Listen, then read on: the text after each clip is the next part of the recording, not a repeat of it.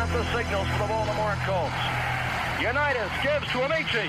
The Colts are the world champions. Amici scores. It's amazing, sensational, dramatic, heart-rending, exciting, thrilling finish in the history of college football. California won the big game. 5 seconds left in the game. You believe in miracles? Yes! Unbelievable. This is Phil Steele. This is Mike Burnham. This is Wes Durham. This is Mike Ashley. Hi, this is Chuck Foreman, number 44 of the Minnesota Vikings. Woo, mercy, this is handsome Jimmy Vane, the Boogie Woogie Man. This is Coach Fry with Virginia Tech Football, and you are listening to Big Dog Sports Talk. Are you ready to rock? Are you ready to roll? Okay, let's do it. You're in the doghouse with Rick Watson on Big Dog Sports Talk, presented by Pulaski County Sports and Entertainment. Join us in the Family Fencing Studios and chime in on the McClellan Chiropractic chat line. He's keeping cool with help from Little River Heating and Air, but this show is straight fire. And now, the big dog, Rick Watson.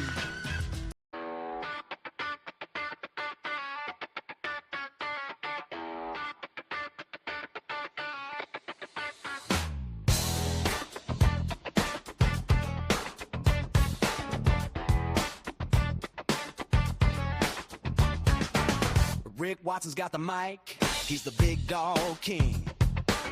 Cover sports so sharp, it's a New River thing. Virginia Tech fire, rapid pride too. Every stat, every play, he's bringing it to you. He's got that voice, deep as a valley, breaking it down, no dilly, no dally. Big dog sports talk, feel the bark, feel the bite. Rick's in the zone, every day, every night, from the Hokies to the Highlanders. He's got the spark, Big dog sports talk, lighten up the dark.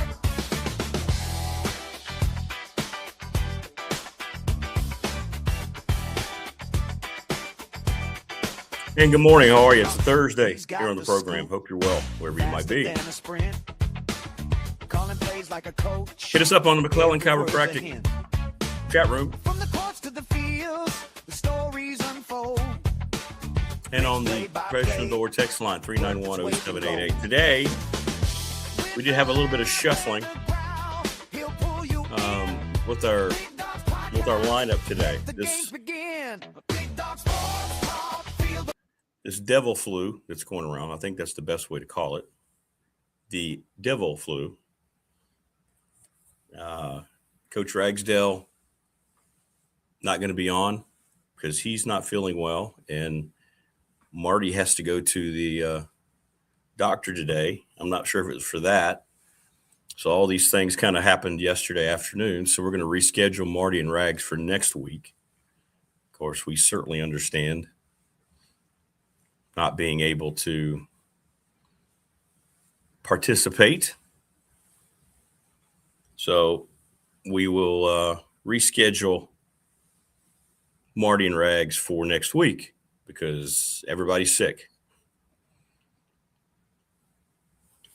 And whatever this is that has gone around and affected everyone, including yours truly, it does not want to go away. And it is very widespread. So, yeah. So we have David Smith coming up at 6:30 today. We'll talk NFL going into the Super Bowl, talk about some of the coaching hires, Andy Bitter from Tech Sideline, and Dwight Vick. So we're still going to have a really good show, just no Marty and Rags today before I head out of town to Charleston. And as I woke up this morning, I see that the weekend forecast took a turn for the worse. And this thing that was supposed to maybe clip us, that was going eastward, is now going to make its way westward, and we're going to get clobbered this weekend. So we have a whole lot going on, and I'm going to have to figure out what I'm doing this weekend with basketball travel. But, now they're saying 6 to 8 inches. I haven't seen Kevin Might's update, but the National Weather Service of Blacksburg has up the total. The last thing we need on top of this, it's not going away because it's ice. And we're going to have snow on the ground throughout the entire month of February into March if this comes as badly as they're saying.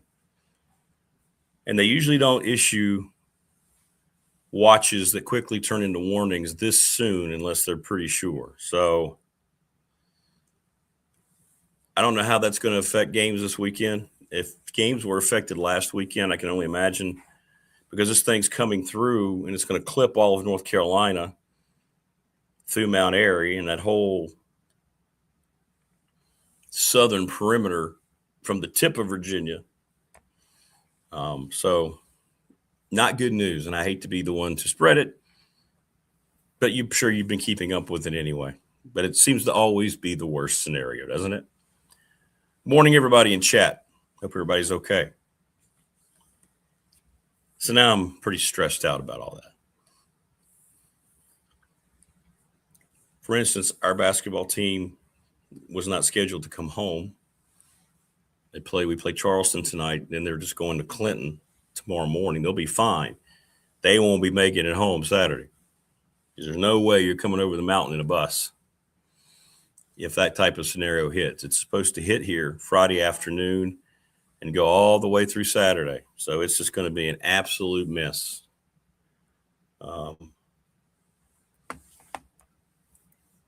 That's the last thing we need is more snow on top of this. But it looks like it's going to be pretty bad this weekend. But anyway, deal with that as we come to it. But no Marty and Rags because everybody's sick, and we still have a good show lined up for you today.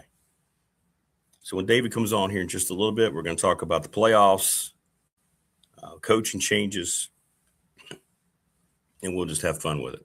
Good morning, Opal. How are you? We won't bring up the S word, Opal, but maybe even you understand that this is not something we need this weekend, being the snow bunny on top of what we already have.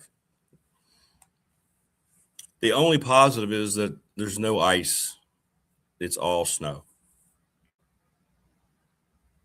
Yeah, I remember that, TLB. You get snow in December, January, and you would not see it gone until into February. Yeah, it's the way it's going to be here. So good luck to any of the stick and ball teams at Radford and Tech that have scheduled games at home for the month of February. Because even if you get your fields cleaned off, everything else is still going to be covered up.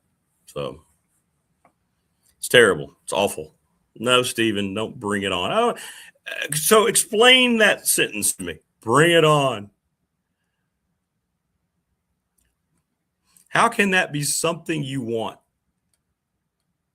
where nothing's moving and everything has to stop? And you could still have potential for power to go out. How can anyone want more of this, especially to that magnitude? I mean, if it comes 6 to 8 inches, woo.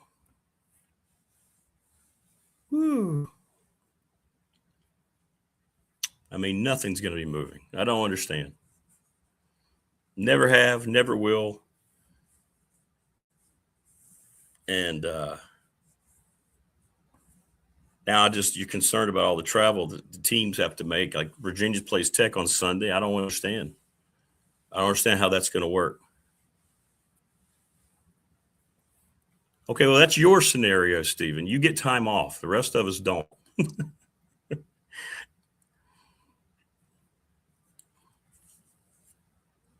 So it's fine you feel that way, but nobody else has that scenario usually.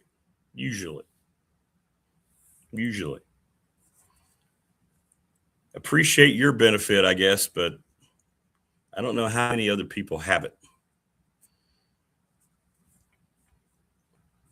That's why Georgia Tech crapped out on you this year, because you love snow. If you had the proper mindset about all this winter weather, they may have been a little better for you down the end. By the way, who's the new quarterback there? We were talking about this yesterday, Stephen. Who's the new quarterback at Georgia Tech? Also, your wife has to go to work, and you don't care because you don't have to. Is that what you're telling me? We were talking about Georgia Tech. Was it yesterday with Teal?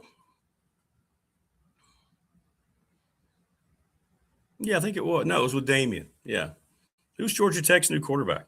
Well, I don't care about four. Give me one who's the front runner. Is anybody worth a damn? Or is it just four guys you're going to try out and you don't know yet? If you don't know yet, you're in trouble. So in other words, you didn't sign anybody from the portal. Is that right? Because I'm wondering how that's going to happen for them because they really had a breakthrough in their program. And Haynes King was the main part of it. And now I want to see how they sustain themselves without him. It's going to be very interesting to see. That's what I was saying when you're looking at the Tech schedule. And we'll talk about this with Andy. I just don't think that there's any scenario where you can look at Tech's, ECC schedule necessarily other than the travel part and think this game is unwinnable or that game. I mean, you just don't know. Mensah is going to be the new quarterback in Miami, but how does he fit in? Is he a team leader? He has a very controversial transition going on, just like Carson Beck kind of did. But to me, it feels like Tech has an opportunity in this league to be okay. We'll see. We'll see. Yeah, I don't think we know about Mendoza's brother. He never has played, just here and there. And he went to Georgia Tech. Let's put it this way. If you just read between the tea leaves, Fernando Mendoza won the Heisman Trophy. He's kind of the face of college football for the national champion Hoosiers. And his brother immediately left Indiana to go to Georgia Tech. Kind of tells you that Kurt Cignetti wasn't going to give him an opportunity to be the quarterback. All right, doesn't that make sense? Why would he leave Indiana if he was going to, I mean, what a great storyline that would have been. From one Mendoza to the next. Maybe he didn't want all that noise. I don't know. But to me, I think it'd be a red flag if I'm a Georgia Tech fan that Indiana didn't do a whole lot to keep him. Right. So we'll see. We'll see.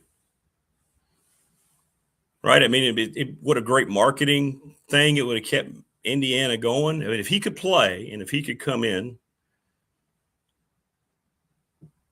wouldn't they have given him an offer to stay after what that family has meant to the program and vice versa? But he was out, the day after when they got back into Bloomington? And he was gone.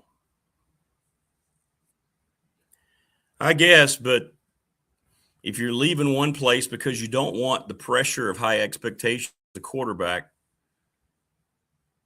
if I'm the coach that's thinking about accepting you into my program, I'm like, well, what are you going to do when we're tied at 24 against Florida State and we need you to go out there and drive us down the field? Are those kind of expectations going to scare you off too? Well, he's always going to be known as the brother of.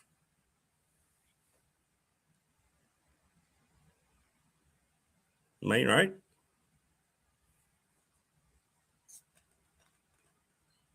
Yeah, they did. They signed TCU's quarterback. But again, I would have thought that would have been something that would have been put in place months before. Okay. Well, we know we're losing Fernando. If his brother could play, would they have gone? It kind of backs up my point, Chris. If his brother could play the way Cignetti needs him to play, they don't go out and spend that money on that guy, right? They would have spent the money on Mendoza.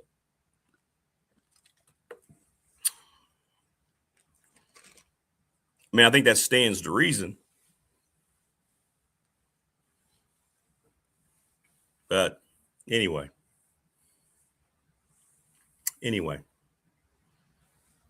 No, I think Eli did just fine.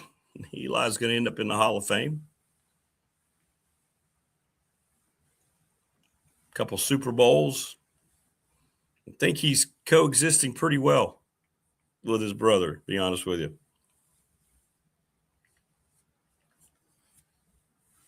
But we'll see.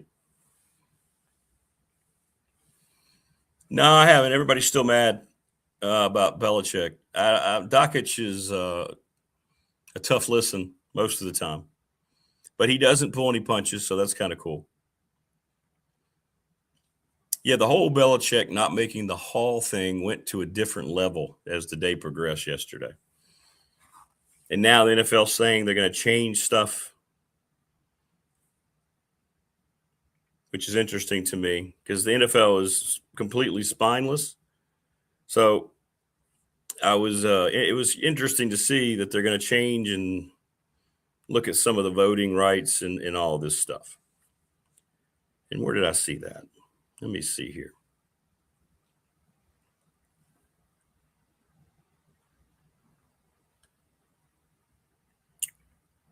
I don't know. Yeah, here you go. The Pro Football Hall of Fame made a statement on media reports related to Hall of Fame class of 2026, saying that the Hall of Fame understands the passionate reaction of fans. I'm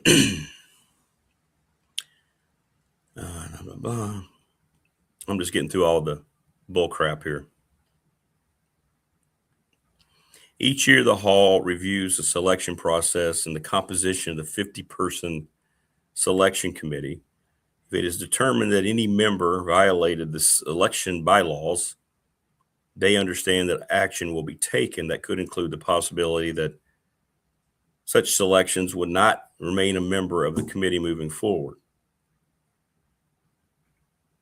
So, in other words, the NFL and the Hall of Fame, two separate entities, but they work arm in arm in all of this, feeling some pretty big heat about Belichick.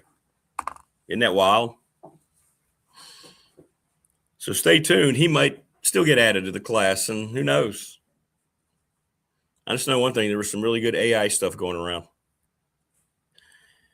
with fake Belichick press conferences. The one thing that's really kind of surprised me about AI is that like 98% of the time you immediately know something's AI. We kept being told during this wave of transition and this new technology that we wouldn't be able to tell the difference. Well, you can tell the difference pretty quickly. And some of those that they set up with Belichick responding can't play on the air. But they're pretty funny. They're pretty funny.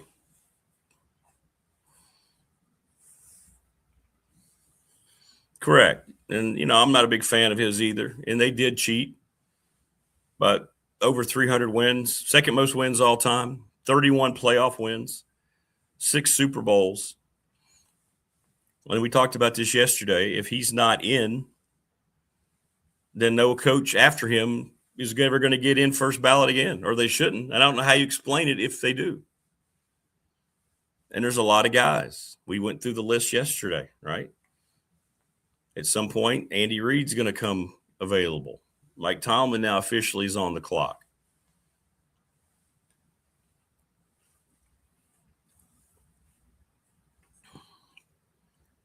Sports has just segued into so many slippery slopes, man. And I think that's been the major problem for a lot of us as sports fans. Sports is a distraction. It takes us out of the real world. We pour ourselves into it, which is why I think so many people are willing to keep riding the wave of all these horrible evolutions of college football and college athletics. But when the world, which all we hear is negativity about, keeps showing up in decisions that are made with sports, how sports business is run, you're cross-contaminating the waters. So therefore, you get a lot of bitterness and so forth. And I think we're seeing more and more of that, as opposed to sports being able to operate on its own and kind of be what it always has been, because they used to have stronger leadership, especially in the professional leagues. They don't have any strong leadership now. The NBA, David Silver's he's just an ass clown. He's just a joke.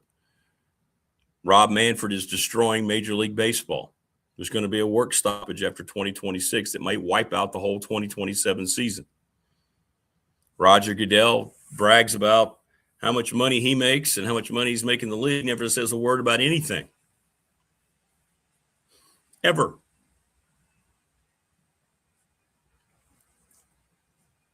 So we don't have the kind of leadership that we used to have. We don't have the Pete Rozells, the groundbreaking, imaginative folks. Paul Tagliabue did a great job. David Stern, who was so great as the NBA commissioner. So great.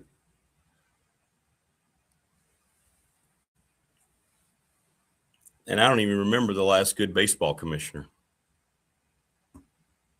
Geez, it's been a long time. Long time. And the problem is all those guys work for the owners anyway. And maybe we're just getting a different type of owner for all these sports. I don't know.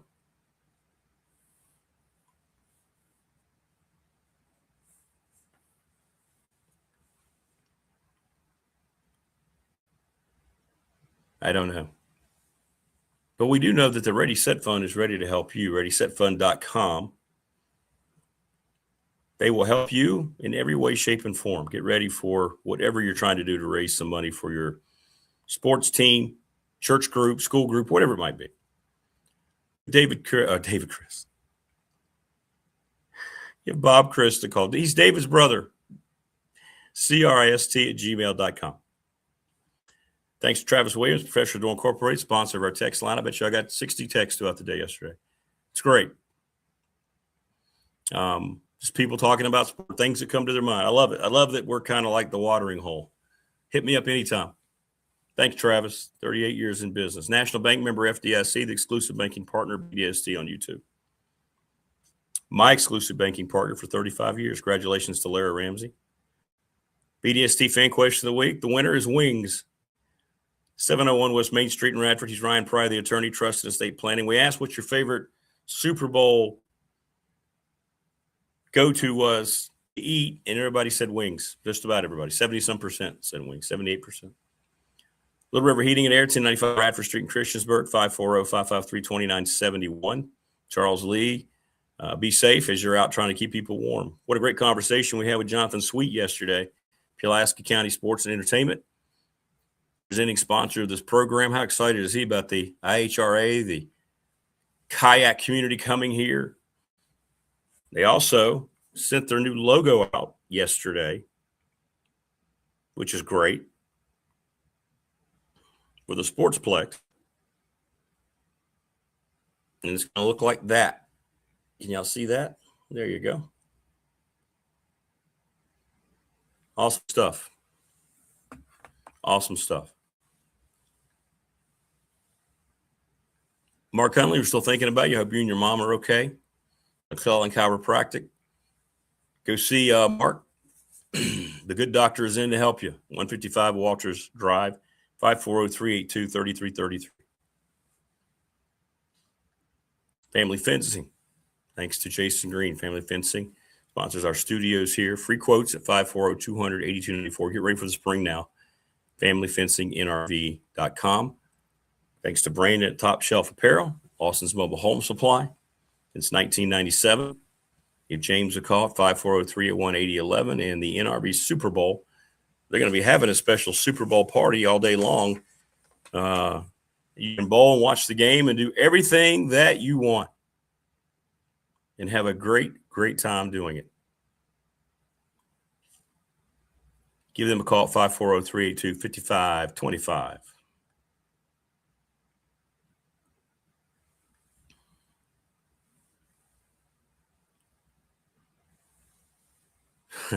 TLB says the only decent commissioner was Commissioner Gordon on the original Batman. Yeah, he was pretty good, wasn't he?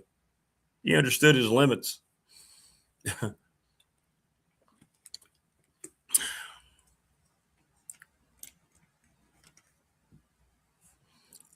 Trust me, Morris, it's days like this I wish we were down on the Palm Coast with you getting this god-awful update on this forecast.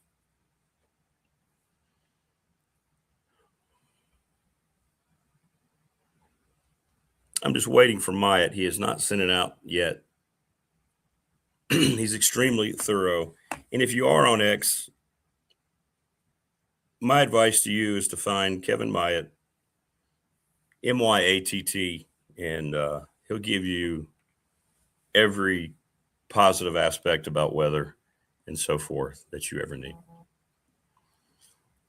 So appreciate all the folks on the text line. I went and got apparently what this turned into was it was called an acute viral bronchitis. So I'm not carrying any contagious part of this, but I sat around yesterday and realized that this cough was not going away. It was not subsiding. So I went to the Velocity Care. They were great. And the doctor that I saw, I'm sorry I didn't get your name in case you're watching. He knew the show, which was great. He's like, Rick Watson, you do Big Dog Sports Talk? Yeah, I do. Here's all the drugs that you need. But now I've got antibiotics, and my voice is still on the back end of it a little bit, but okay. Christopher says, yeah, Commissioner Gordon. The GOAT. Wasn't he, though? Because, he knew when to let Batman, do his thing, right? He knew when the criminal element was getting a little too hot and heavy. And he would back off, but he'd also be very firm with Batman when he needed to be.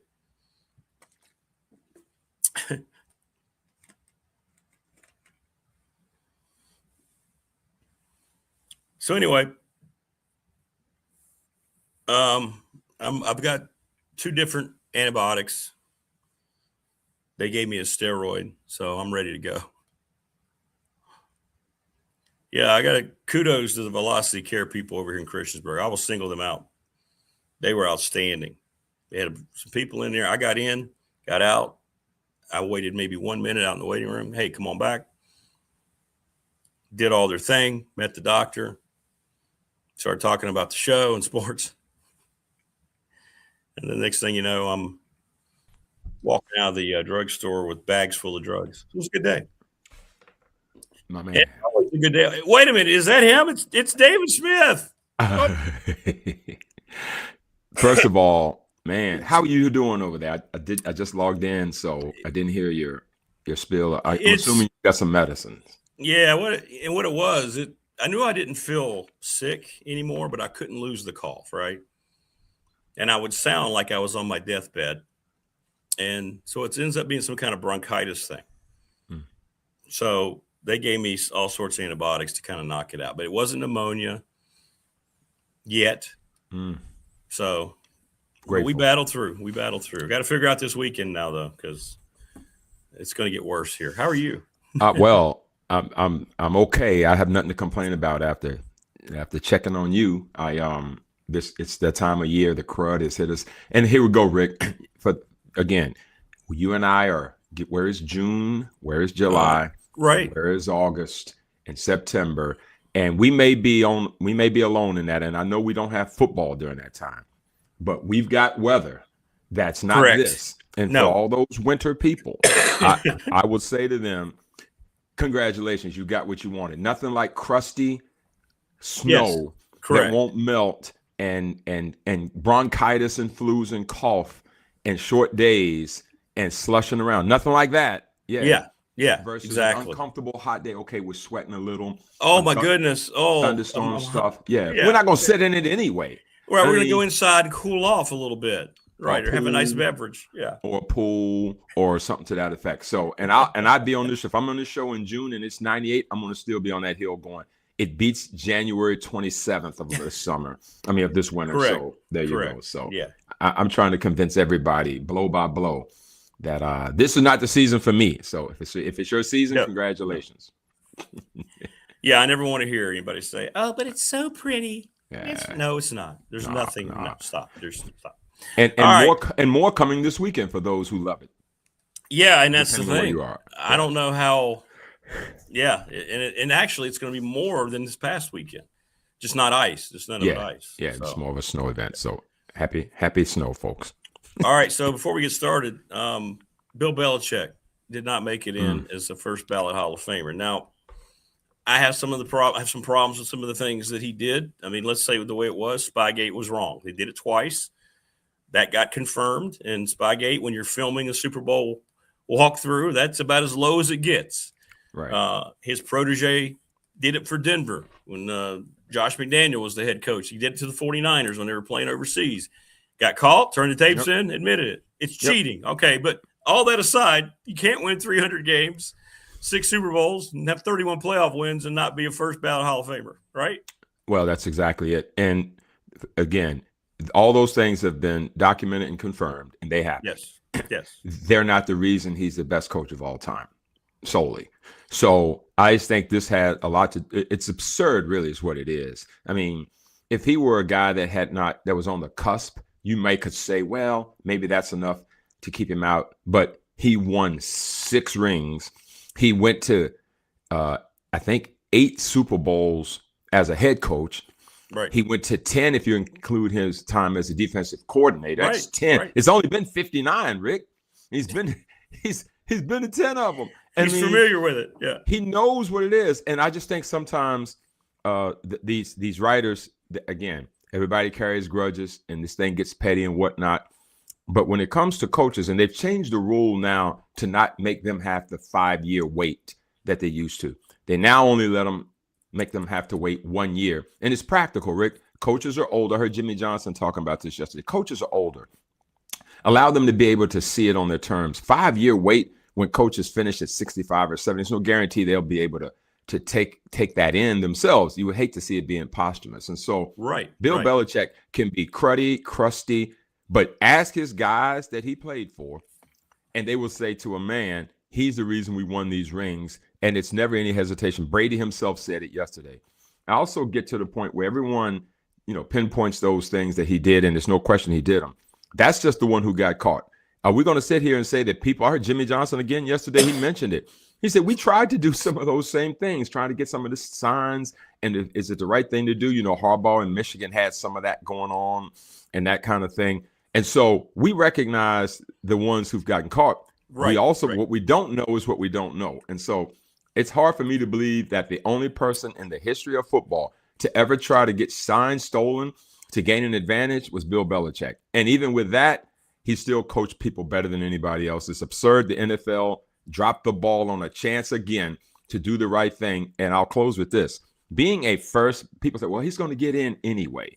Yeah. There is an incredible significance, Rick, to being a first ballot anything in any sport. Yeah. It is a mic drop moment that says, no question about it, undeniably, you were absolutely the best of the best, and he won't get that moment now. No, he won't get it. He'll get in next year, but what's it going to mean? What's it going to mean to everybody? You're right. It's the more I saw through it yesterday and looked at some of the comments, it made me think this was done because of bitterness. This was done because of the way I guess he was at the time. Yep. Yeah. It had to be. But, and if you think back, Terrell Owens, who a lot of folks thought had his crazy ways too, was no question a first ballot Hall of Famer. But the writers decided this was our shot to get back at him, and they made him wait. And so what he did, and it was odd in the moment, he says, I'm not going to Canton to celebrate. I'll show you. That's I'll right. just do it at my college. Yeah. Send me the jacket. And so everyone was like, well, why is T.O. that way? T.O. And again, now for my money, He's arguably the best that's ever been a receiver in terms of total package. He had some things that weren't great about him off the field, but the Hall of Fame isn't that. Lawrence Taylor's in. What do you want to talk about? Off the field? Is he not a first ballot? What are we talking about here? He is what can you be a zero ballot?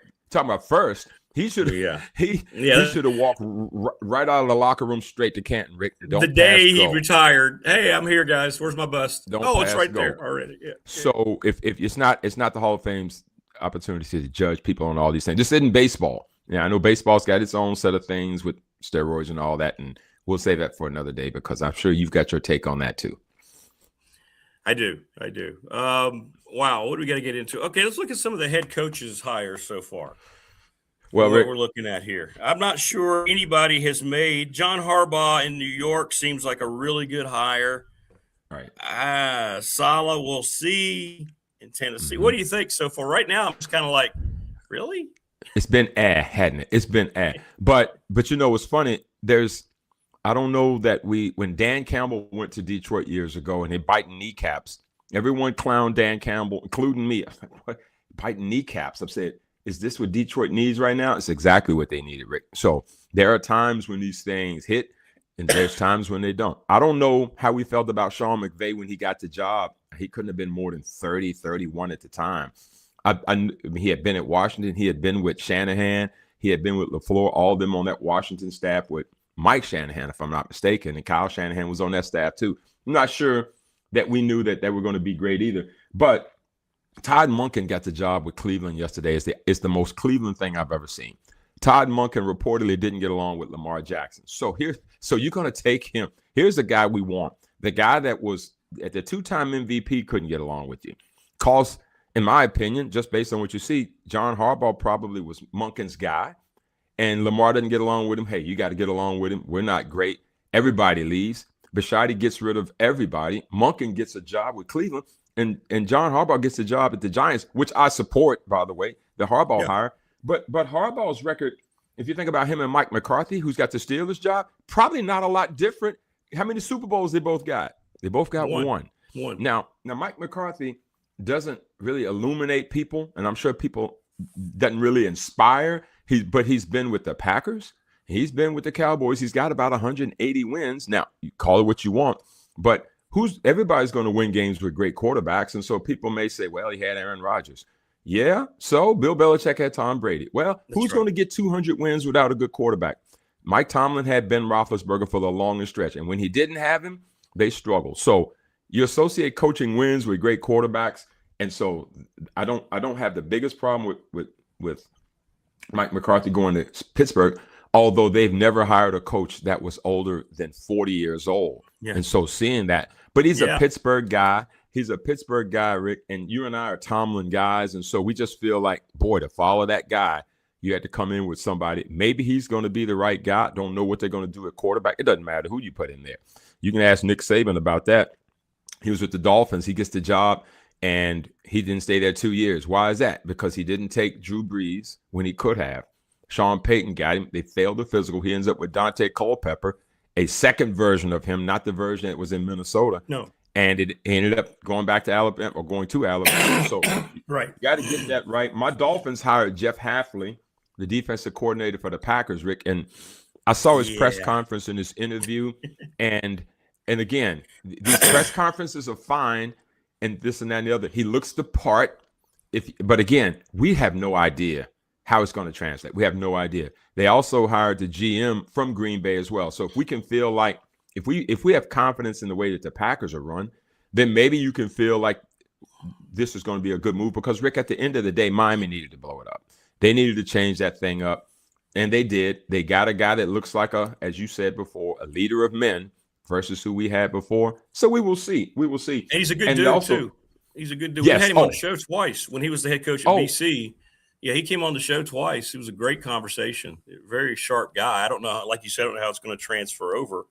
But he's a good dude, so I like it. Up for him. Yeah. Well, I think Miami at this point is in a mode where they need somebody that's going to come in and change all that. And so maybe we've got our Mike McDonald that's with the Seahawks now with Miami. And I think you have to, and they're going to up in that roster. I mean, there'd be no more Tua. I'll be shocked if he throws another football for the Dolphins. So to me, what I love to see is Malik Willis, the Malik Willis version we saw play when Jordan Love got hurt, come to Miami to be part of that Packer South movement. That would be great. The one that I found odd, Rick, is Kevin Stefanski going to the Falcons. Now, a lot of people felt just on paper an offensive guy going to play with all those weapons down there in the turf in a winnable division sounds okay.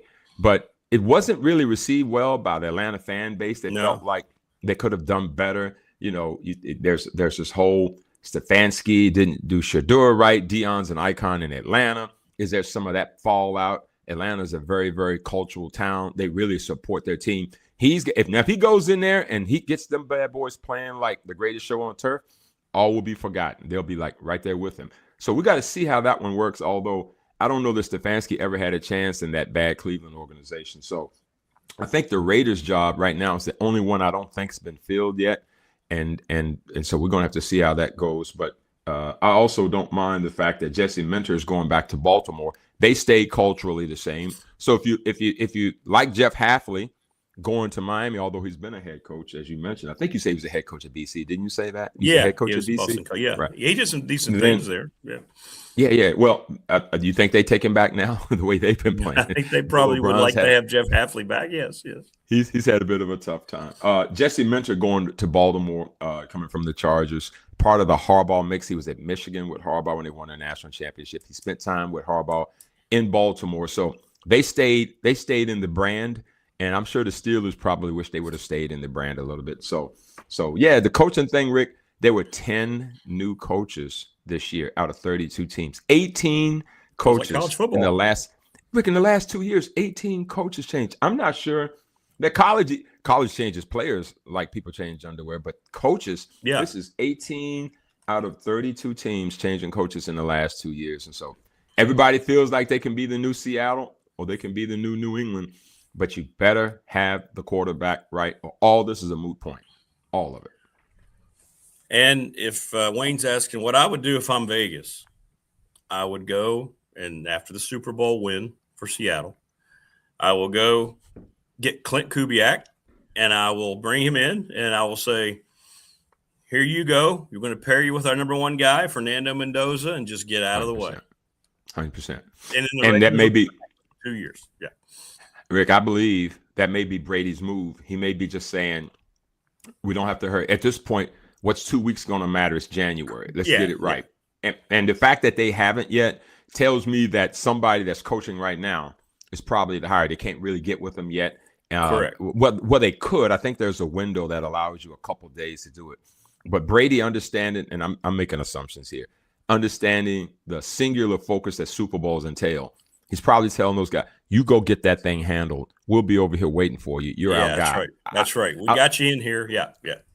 Who would know more than Brady? He's been to a million of them. So, again, making assumptions here at 6:40 in the morning. But I think that would be the way I'd go. Rick, that's a great move. The fact that he's highly thought of, get in there. Let's get Mendoza in there. The Raiders deserve to be better than that. They just do. I mean, you and I, and we're not going to date ourselves here, but Raiders and Steelers, when your uniform is black and gold and black and silver, you can't be soft. You can't be weak. No. It's ingrained in the culture of both of those franchises. If you're the Raiders, what more could you want in the world? Fantastic facilities. You're in Vegas. You've got an indoor. You've got everything you want. They just got to get it fixed. And I feel that they will. The challenge for them, though, Rick, is they're looking up at you all now. You guys are right there. The Chiefs are going to not take that laying down. The Chargers are not going to take, playoff teams, the Chargers and the Broncos. Broncos are 1 seed overall. So if you're the Raiders, don't worry, though, because I think every year 4 or 5 new teams make the playoffs. So they feel like you get the right guy in there. Maybe we can have our Bo Nix moment here in year 1, if not year 2. Well, we'll see how these play out. Still some more hires to be made, but some teams okay, some teams I'm not really sure about. But what we are sure about is we have a Super Bowl, a rematch. It was a Super Bowl 49. Is that 49, 49, yeah. Patriots and the Seahawks. Yeah. Let's go to the AFC game first. I had no inclination the Broncos were going to be able to win with Jarrett Stidham because it's, you can't lose your quarterback like that going into the championship game and expect to be the team that's good. And that's what happened. But Sean Payton was the reason the Broncos didn't win that football game. It wasn't Jarrett Stidham. And no, it wasn't. He's taking a lot of heat, and he's actually absorbing that heat a lot more than I thought he would. He usually is a deflect guy a little bit, Correct. But he is saying I made a bad decision.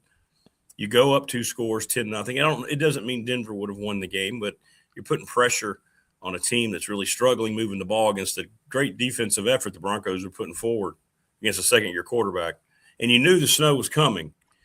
I mean, that was the forecast they had talked about. I saw previews of the game. Well, the second half's going to – so, and you live in Denver. You know how it comes over those mountains right down in the stadium. And yet they didn't score ever again, and they didn't really have come close on the other kicks. And I just don't think you gave yourself a chance because you wanted to be the smartest guy in the room. So Sean Payton failed the Broncos more, I think, on Sunday than Jarrett Stidham.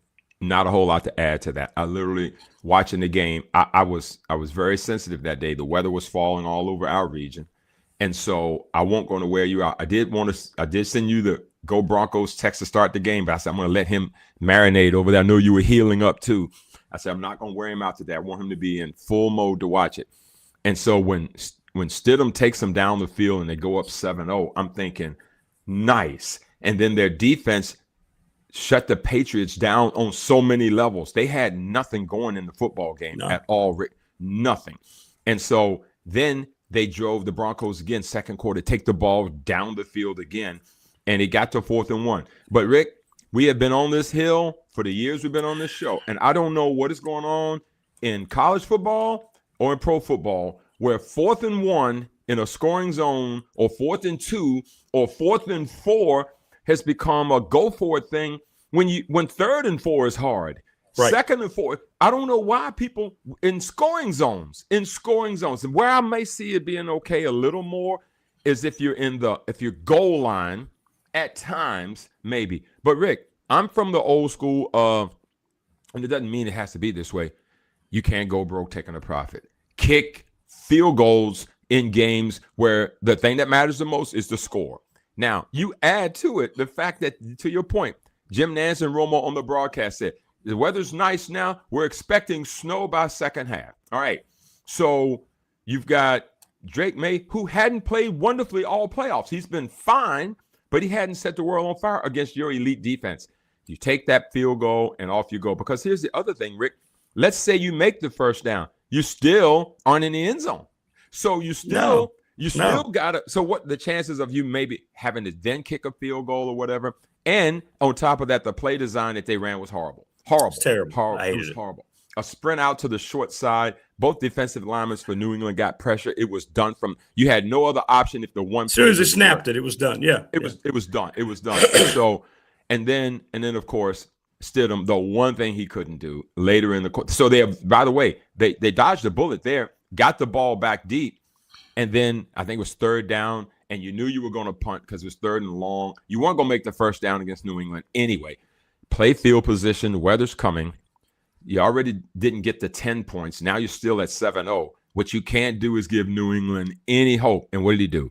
Just fall down. Just fall down. Just go down. Just go down. Just fall. Or throw it to Timbuktu. Get the play over. Let the punter win the game. Your punter had been amazing all day long. Punter had been fantastic all day long. Let him kick you out of it. Let the defense play the long field. And they did not. And then, Rick, of course, the thing that I think gets lost in this, which is not easy to do, what it is easy to do, is the fact that in a 10-7 game and the snow was falling, that your kicker had a chance to tie the game. And they blocked a kick that would have a field goal that could have been made. And I think they missed one other one, I believe. I think it was 4 missed kicks in the game. Yeah. He missed three. So you have all that. I can't hardly blame him for some of that. I think we'll look back at Adam Vinatieri and realize what he did years ago in that Raiders game with the snow being way worse and making that field goal. It can't come down to that, Rick. It can't come down to that. And so you don't get these. I'm a Dan Marino guy, and I think about your boys, and I go, when you're the host of an AFC championship game, there are no guarantees you're going to get it back. The Chiefs aren't going to lay down, Rick. No, they're not going to lay down. No. Some years you just have to take what the football gods give you.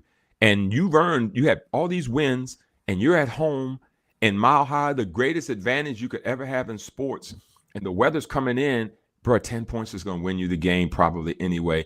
That's one where I'm sure their whole offseason is going to take a while to get over.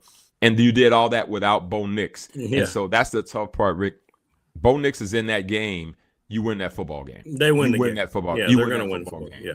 So a lot to feel good about with Denver. The challenge is that trying to get back to these things are so hard. I think we now love or hate them.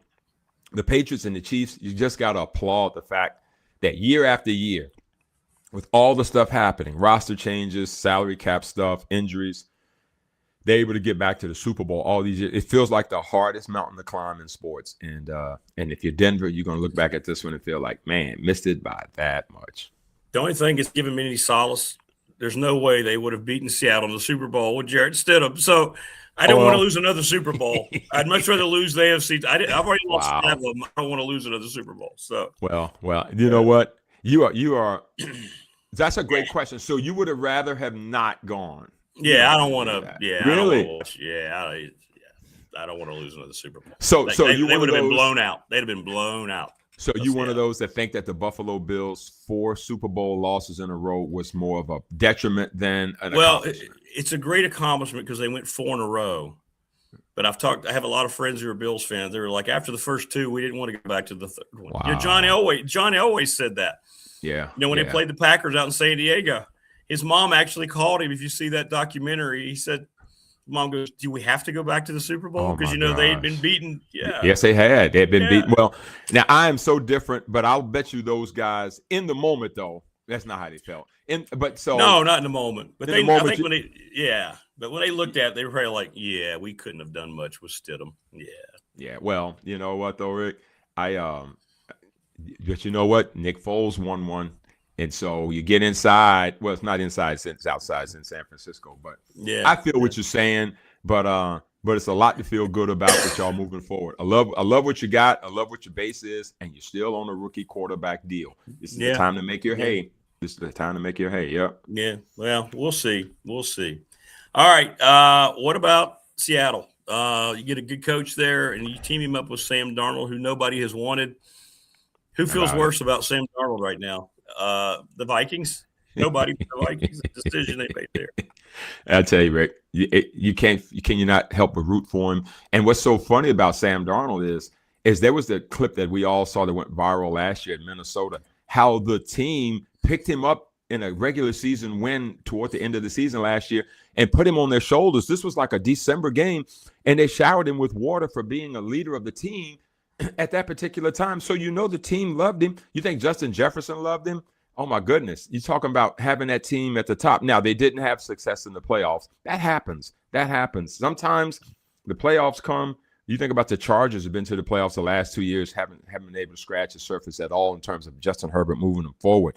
Man, sometimes you just got to get in that thing and see what happens. And so they decided all season long last year, when the time to re-up Sam Darnold, that JJ was going to be their guy, and they were attached to him, Rick. You and I were talking, man, I'm not so sure. He's an unproven guy. And then you and I talked, and we go, well, they must know something. And what they know is they made a mistake. Sam Darnold, as soon as he was available, Seattle snatched him right up, signed him to a team-friendly deal, although it's a nice deal. They decided they've had enough of the Geno move, and they got out of Geno just that quick. How crazy is that, Rick? Geno leaves Seattle. They end up becoming the 1 seed. He goes to the Raiders, and they end up having the number 1 overall pick. But that's Geno for you. Oh, no, Geno. It's just he's scarred a lot in that role. But the truth of the matter is Seattle found their guy. Mike McDonald, with his smooth ways, has led these men in a grown-up way. And he's got the defense flying around like the Legion of Boom 2.0. Sam Darnold does enough. Kenny Walker can run the football. And Jackson Smith and Jigba is the best receiver in football, Rick. He plays on the West Coast, but every time I see him, he's making plays all over the place between him and Puka Nacua. I think they both had double-figure catches in the game, over 140 yards, one of the two. The game was a really back-and-forth game, Rick, and you think about McVay, same kind of thing. They're down 31-27, Rick. They're in the red zone areas, 4th down, and so he goes for it. They don't make it. Kick the field goal. Let's make that 31-30. Then that puts pressure on Seattle to have to do more than have to worry about you getting a TD. They had to try to maybe answer that.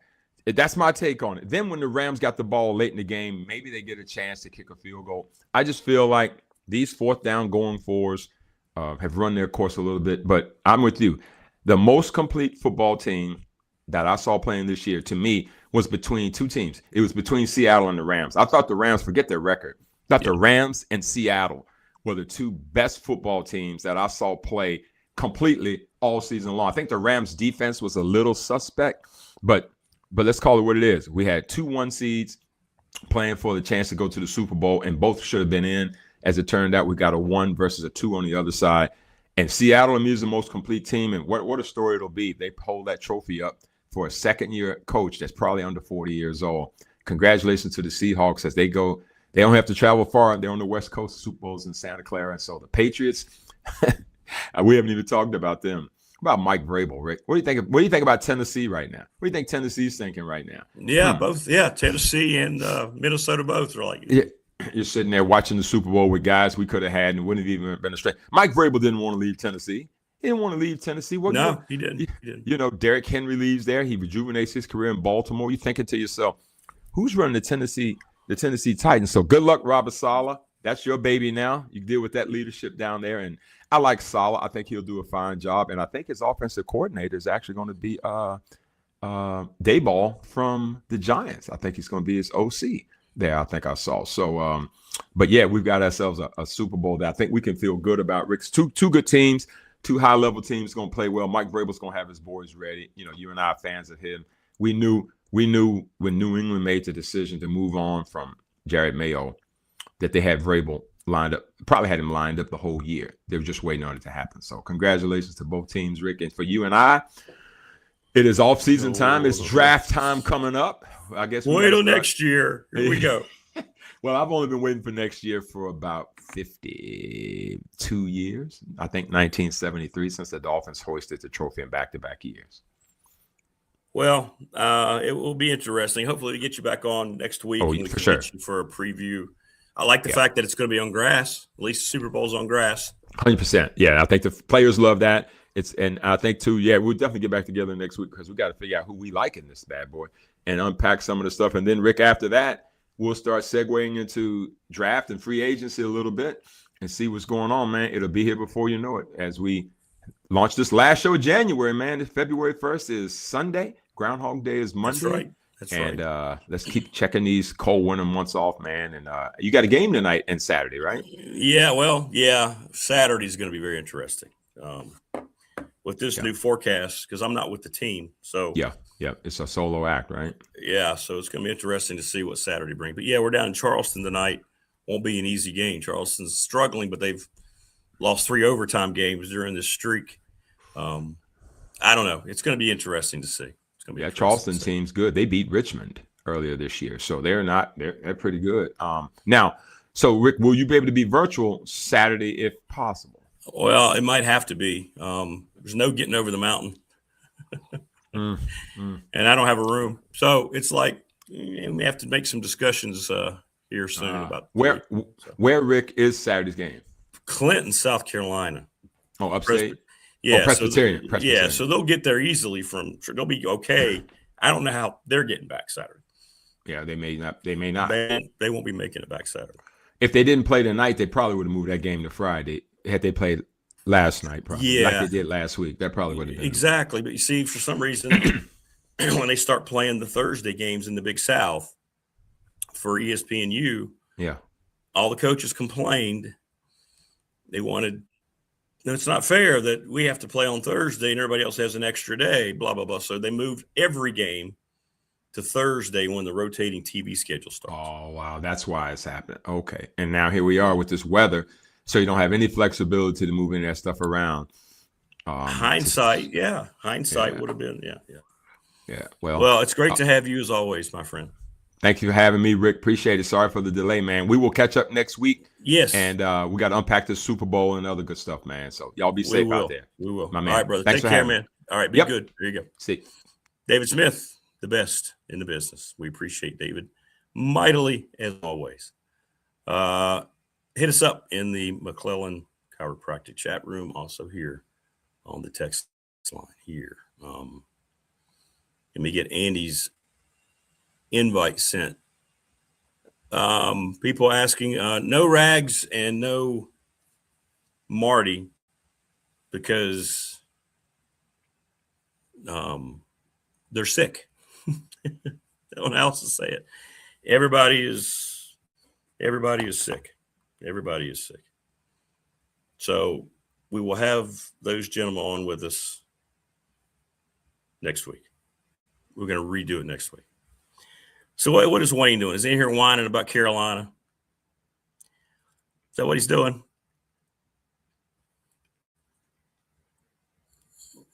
Yeah. Okay. They were +2 on turnovers. Turnovers that the Broncos forced. All right.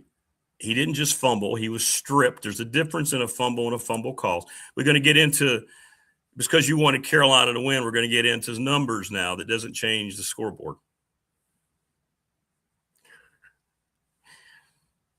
So all those great Virginia Tech teams, when they won games purely because of their defense, it doesn't count.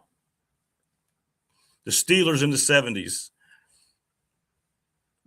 the Ravens, the Giants. Last I checked, defense wins championships. Was that not coined a long time ago in the 60s? But that's okay. That's okay. Joining us now on the program, there he is. He's the lead writer for Tech Sideline. His name is Andy Bitter. What's up, AB? Not much. How you doing this morning? Well, we're hanging in there, man. We're hanging in there. Your thoughts on stuff here as we're settling. Where are we with, I think next week now is going to be the chance to talk to people. Is that right? Yeah, thinking so. I think they're still ironing some stuff out. So hopefully we hear from some of the coaches next week and catch up a little bit on what's been going on. It's been a while since we've talked to anybody. I was going to say, it's tough, isn't it? What have you been able to figure out since then? Have you gotten any new info? We kind of know what the staff looks like. I mean, how are things sitting right now? Yeah, I mean, the staff's complete, and we've gotten all the contracts for the entire staff. I don't know why they haven't announced them yet. It's been complete. They've been working for a while. They've been recruiting together for a while. Nick Perry, the last guy coming on board, he'll be the cornerbacks coach. Anthony Midget will actually coach safeties. Okay. Which is kind of a switch from what they originally said it was going to be. But I think some of the interesting things is all the analysts that they've brought in. We knew Danny Rocco, Warren Ruggiero coming in.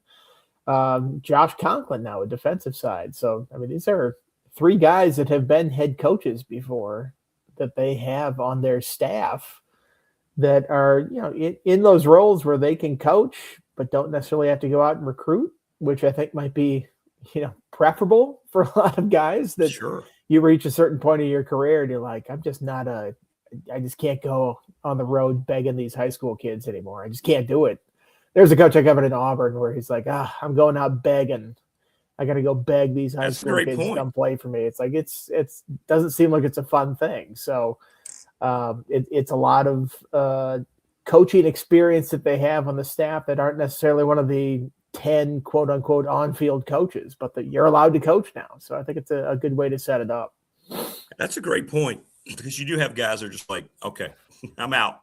Don't want to do that anymore. Don't understand it. Don't want to do it. Don't want to deal with it. So that's true. And I don't know whether that was a conscious thought, but that's certainly the way it worked out, didn't it, with the makeup of the staff? So yeah. I think you need to. I mean, that's part of what Franklin is doing. Is he had an army of guys when he was up at Penn State, and I feel like they have an army of guys here to the point that I don't know if they know where to put them all. And they're displacing some people over at Merriman just to fit these people into temporary offices, and they're going to build up Merriman a lot more than it is right now, just to give them some more space. So it'll be interesting to see what they do once this whole thing settles down. But they're definitely making moves here early. Well, as you sit and wait, I certainly hope that you get that access next week. The Mensa thing played itself out. What were some of your thoughts about that? Settlement. He's now going to be Miami's quarterback, and I don't know what Duke's going to do, but the new rule of college football starting to show his ugly head more and more. Yeah, I think this was always how it was going to end. I said early on, I think money's going to change hands, and then he's going to go to play where he wants this year. And it's funny that like, oh, he's finally free. He's gonna visit Miami. Like he's committed to Miami. Oh, shocking. That's the way it was. I think there's a couple lessons in this whole thing. These aren't actually employment contracts.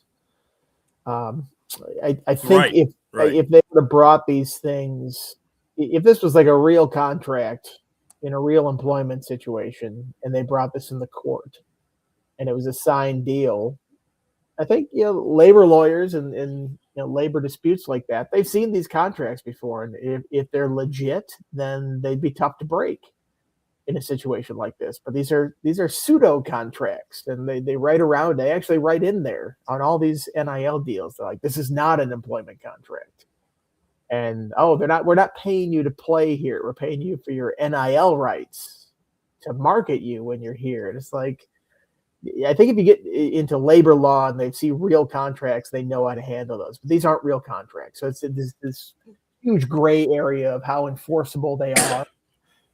That's how legal disputes work, is people, explore the studio space in that massive gray area of these contracts. You're going to have people trying to puncture holes in this whole thing. Yeah. So again, it's the system coming home to roost here for college administrators, because they've refused to acknowledge what the reality is of this whole situation for the longest time.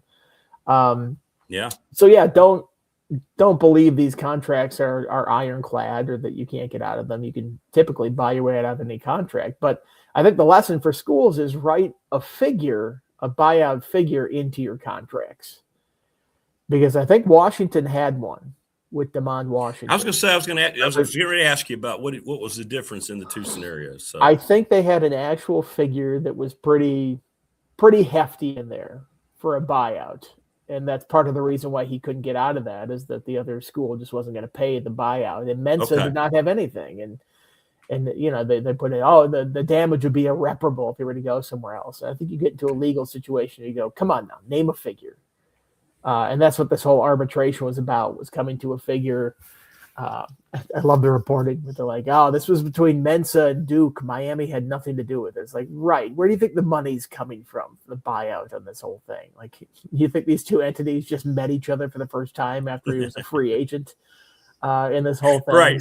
Right. I mean, I don't feel like there are any innocent parties in this whole thing. I don't think Miami acted great. I certainly don't think Mensa acted great. But at the same time, I don't really feel sorry for Duke, because they're sitting here crying about being poached. And, they took Mensa from Tulane, and they took Barkate from Harvard, and these weren't their players to begin with anyway. And people say, oh, they handled the transfer process properly before. It's like, we see tampering all the time with these guys. I don't believe any of this stuff is clean. When these guys are moving from school to school. So while we have this system, this is just a food chain type thing. Miami was higher up on the food chain, and they big time Duke on this, just like Duke big time Harvard and Tulane. Yeah, you're right. Absolutely no difference. We're not going to have official contracts. Who knows how it's going to look? But you're right. These are just agreements more than anything, and it's frustrating because now fans will be like, "What about that kid's commitment to us?" But like you said, commitment changes. It just changes on the fly. Just what we're seeing. So that's why I tell these Tech fans, don't get too excited about these guys that have multiple years of eligibility. Doesn't mean a whole lot. You may think it does, but it doesn't.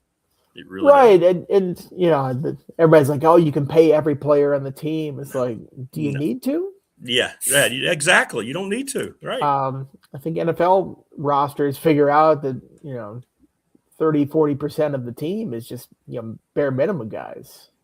You pay them what you have to have them on the roster, and then you put the money in other places for the stars. And maybe that's the strategy that you go with here. I don't think that's necessarily what James Franklin's doing, because they brought in a lot of transfers that were 3 and 4 years left remaining. And I can't imagine you come over here cheap if you're in the transfer portal like that, especially if you're a pretty highly rated recruit. We'll see. I think everybody's still trying to figure out the best way for this money management to work. And, how are you supposed to allocate it?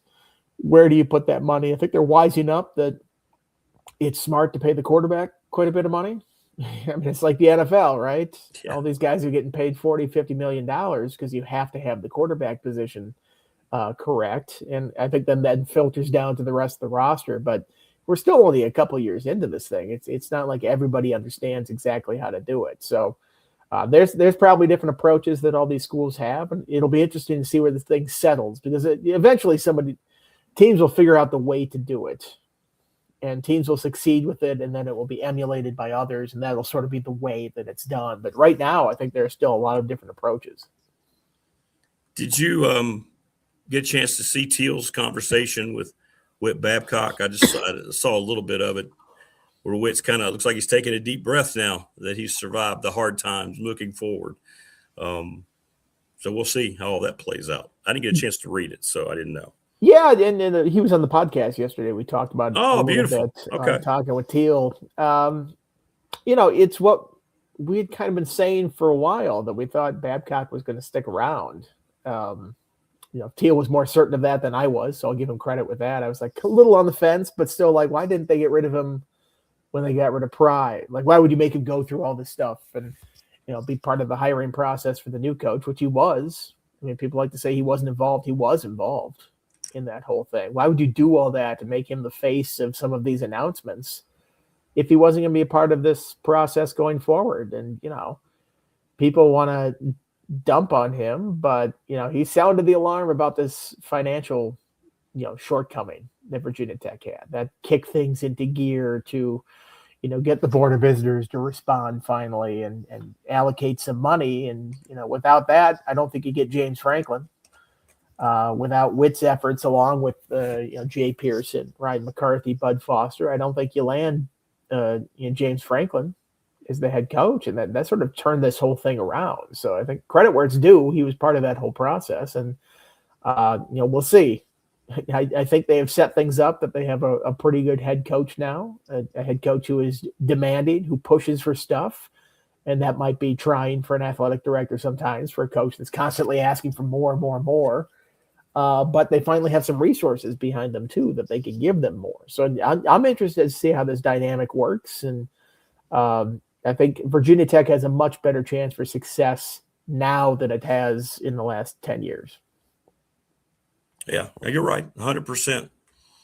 I've been wanting to ask you about the Rutgers documents that were released. I don't know how it's going on there, but say you're 70-some million in debt just this year, $500 million in debt since you joined the Big Ten. What were some of your thoughts when you saw those numbers coming out from Rutgers? Yeah, it's amazing. I mean, they what would they have been if they were still in the whatever they were that came from the Big East, I guess, when they got poached by the Big Ten, and that still existed. It seems unsustainable, you would think, and yet they keep doing it over and over and piling up debt. So I don't know what the end game is with this whole thing, because it's not working.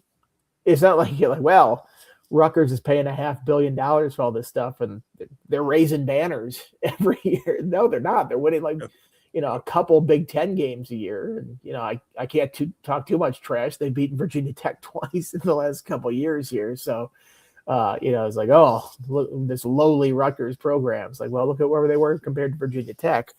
But it just kind of highlights that these schools can't continue spending like they are spending. I mean, this is a school in the Big Ten, and I don't think they've had, the full share of the Big Ten media rights until recently. I think that was sort of, brought in gradually, but I have to imagine they're up to a full share at this point. And if you can't make that work, I know. Like all these other schools, like, well, we have to get into the Big Ten, otherwise we just can't survive. It's like, well, schools can't survive in the Big Ten either if they're not doing things correctly. So I think at a certain point there has to be a limit to how much you're spending on some of this stuff. And, do coaching salaries and administrator salaries have to keep going up all the time? Is there a breaking point you reach eventually? Do you have to spend all this money on your swimming and diving team or something like that?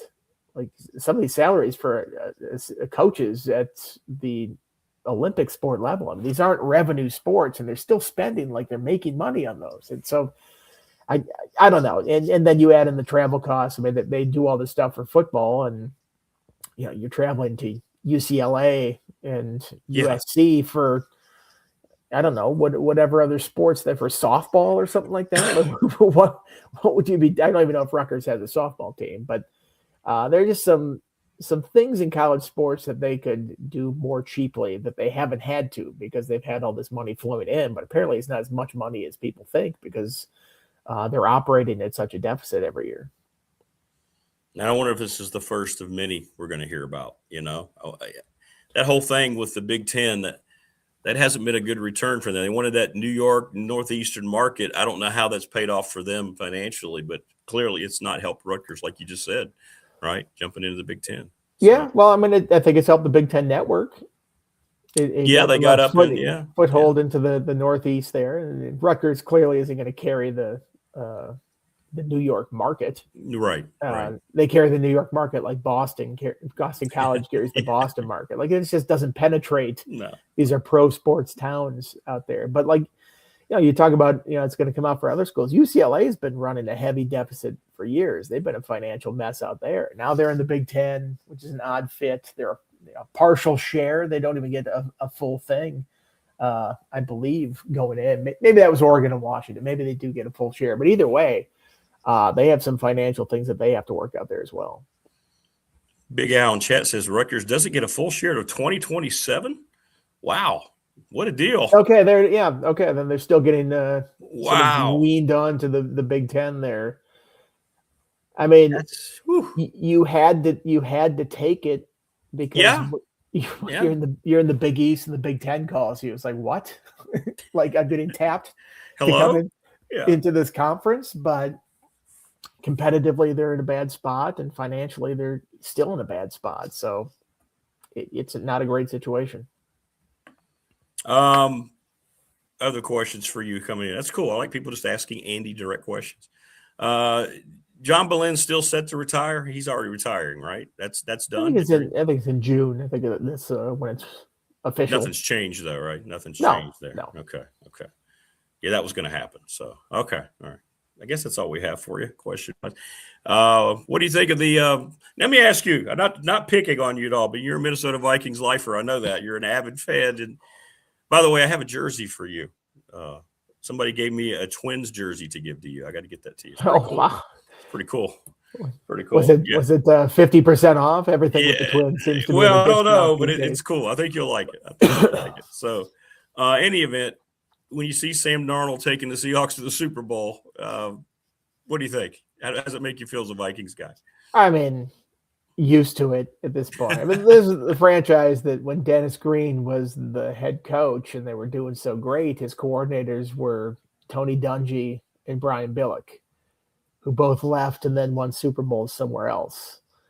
It's the franchise that had Mike Tomlin for 1 year as a defensive coordinator, and then he goes to Pittsburgh and becomes an all-timer there. So we've seen like a number of just fantastic coaches be on the staff and then go somewhere else and win a Super Bowl. So it wouldn't be out of the ordinary to see a player go somewhere else and win a Super Bowl, but it's just, I mean, they made an offer to Darnold.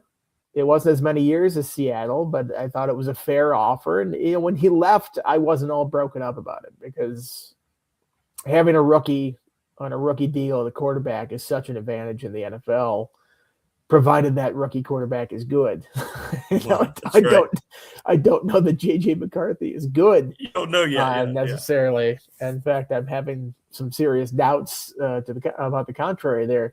I mean, good for Darnold. It's good to see him go and succeed somewhere. This is sort of Minnesota fandom. The Twins have this stuff all the time. Somebody leaves and just tears it up somewhere else. David Ortiz being the greatest example of that whole situation. I'm glad for Darnold. I mean, he's bounced around the league much. He had that famous "I'm seeing ghosts" comment, which I think was against the Patriots back in the day. So they're going to show that clip on all the time here coming up in these 2 weeks before the Super Bowl. Good for him to find a place that worked. I had my doubts about him last year after the playoff performance where he was just awful. And, the Vikings weren't great at protecting him, but he got sacked 9 times where it's like, you got to get rid of the ball at a certain point. And as well as they did during the season, that one game, I'm like, I don't really care if he walks because I don't know if he's the answer at court. I don't know if you need to pay him $40 million. Well, it looks like it would have been wise to pay him some money because the Vikings were awful. Justin Jefferson was miserable all season because nobody could get him the ball. And like they had this ready-made offense for a passer in there, and Darnold was the guy, and he goes into Seattle and does very well. So, I'm rooting for Seattle, obviously, because I can't root for the Death Star here with the Patriots. Like I'm not correct. Like, no, it's just the Boston fans don't deserve this. They have so many championships over the last 2 decades. Right. You have the greatest player in NFL history on your teams. Like, oh, we got to rebuild. And then you just find another guy in no time like that. It's not fair. This is like the Spurs, like constantly getting these Hall of Fame caliber players. And, we went from Tim Duncan to David Robinson to Tim Duncan to Victor Wembanyama. Like, that's not fair that they keep getting these guys and turning them into stars. Right. I think New England fans need to suffer a little bit, which is why I will. And for that reason, I will be rooting for Seattle in the Super Bowl in this one. Real quick, people asking, did Whip mention anything about the whole dropping JMU in the conversation with Teal? Yeah, and it confirmed everything we thought. They had a choice. Yeah. They made a choice. Everybody's like, oh, they told them that they had to play SMU and it had to be that week. It's like, no, it wasn't. They're playing Pitt that week. Right. The news came out that the ACC was expanding to 9 games in September. And that's when the discussions began to drop JMU. So they had months to figure this out. If they wanted to keep JMU and drop VMI, they could have. Yep. The ACC and other schools had plenty of time to adjust. This was before James Franklin. I mean, he was still the Penn State coach. So people were like, oh, James Franklin directed them to drop. No, he didn't. He wasn't even the coach when these discussions began. So this was an athletic department decision. And again, I get it. They were 3-9 this year. They were in the midst of firing their coach when these discussions began. If you want to get an easy way for the new coach to come in and get some W's without having to worry too much, then you schedule VMI off the start. And you take 3 of their coaches, too. So I know they have such a distinct advantage over VMI going into that game. So it's a bummer because I thought the JMU match would be fun, but I get it. I understand why they went that way. Yeah, the reasoning is Prometheus is asking us just what Andy said. They wanted an easier opponent. That's the reasoning. Drop the threat and bring on a sure win. So I mean, if they were 10-2, I think they deserve more criticism about it. This is a program that's 3-9. Right. Wins aren't guaranteed for anything right now, even with a new coach and a new roster like this. So you take them where you can get them. So I'll save a bit of vitriol here. I'd be more upset if this was a really, really good team that was choosing not to play JMU next year. And one more from Tebow, and then we'll let you go. Right now, SMU, Stanford, and Cal are also getting just a partial share, right? Yes. Right now. Okay. SMU is getting nothing. Yeah, and they were fine with that. They raised money, right? They bragged about that, didn't they? They here you go. Here's the money you would have gotten. Go. Cal and Stanford get a partial share, and it's like, did you even need to give them that? I think they would have jumped it like, a discount at Hardee's or something like that.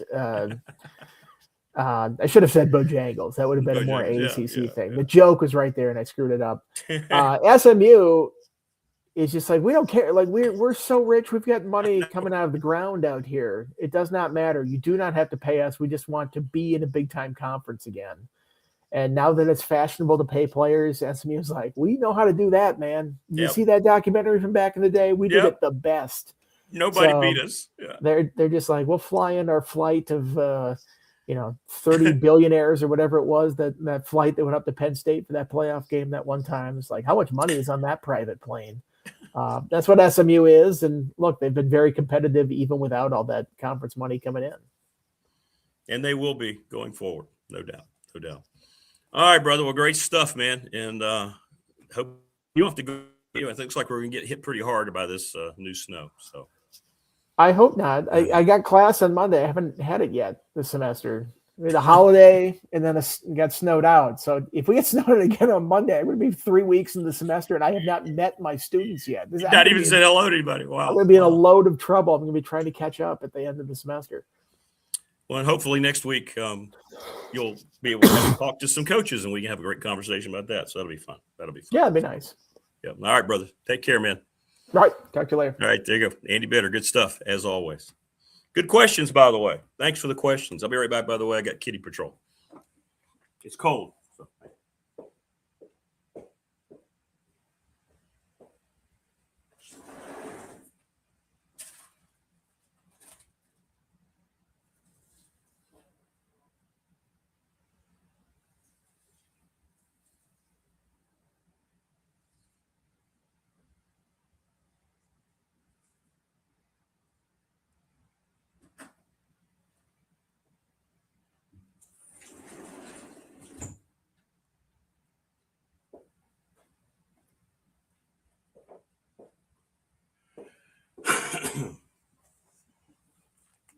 All right, we're back.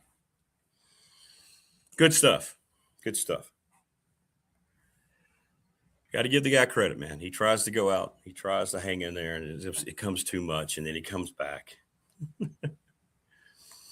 Yeah.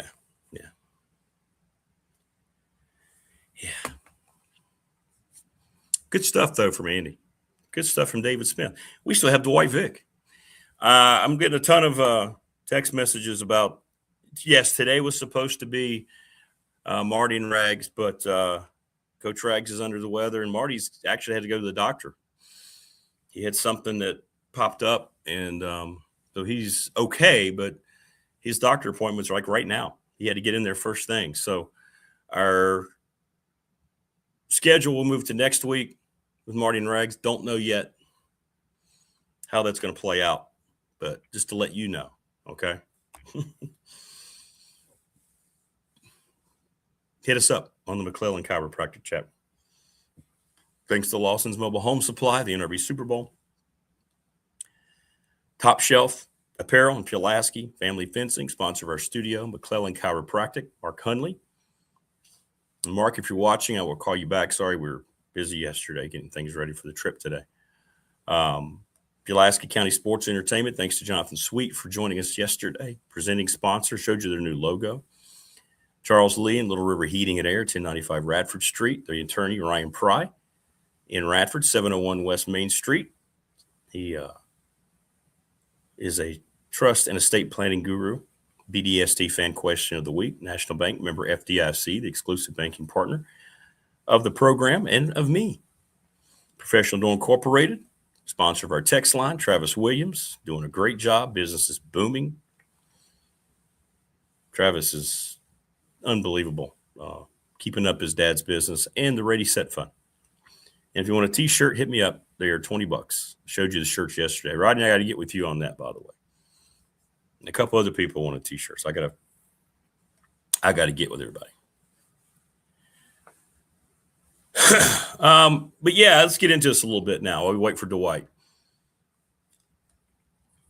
Let me catch up on chat.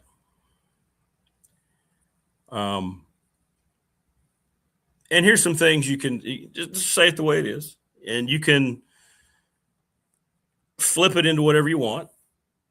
It is what it is. Witt confirmed it yesterday. There's no more ambiguity. Just say it the way it is, as Andy just said it. Virginia Tech dropped James Madison because it would have been very hard. And they kept the team they know they'll beat by however badly they want to beat them to get their new coach and all the momentum going. I get it from a marketing standpoint. Two things can be true at the same time, right? And I got criticized. I got some crappy messages from people. So did David Teal, saying we were piling on the week that it happened. We're just talking about the facts. We followed that up last week with Matt Roan. We got it right from the horse's mouth, right? The AD at JMU. Two things can be right at the same time. Is it a bad look for, we'll say it, even though they're not now, the biggest football brand in the state, to drop a team that just played in the playoff that's at a lower level? Yes. Do you understand it the way Andy explained it, why they would want to do that? In their mind, they are 3-9. They don't really necessarily look at themselves as being, an 8 or 9 win team yet. So why not make it a little more of a seamless transition. You can understand both mindsets, right? And both can be true, right? Both can be true. JMU fan is going to run with it forever that Tech ducked them. It's just the way it is. Same way you would do it, Tech fan, if you were lined up to play, I don't know, Georgia or Alabama, and you had been in the playoff and things were building, and then it came down to a crunch, and Georgia, we're going to cancel the Virginia Tech game and keep Southeastern Louisiana. You'd be the same way. It's just whatever fan base you align with, you're either going to defend your school's decision, or you're going to be able to criticize it with an open mind, not hold it against them, or you can be in denial about it. That's what fans do.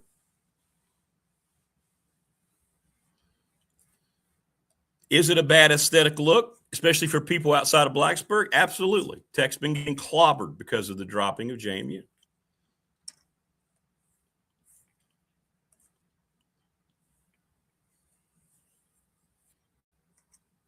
Oh, that's not true. Prometheus says they did 2 different podcasts on that topic. Now they understand completely.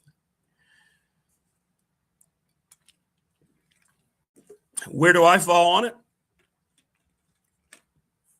People are asking on the text line. I think it was a bad move. I don't care that you were 3-9. I don't care. And I know people are going to say it's a no-win situation for Tech.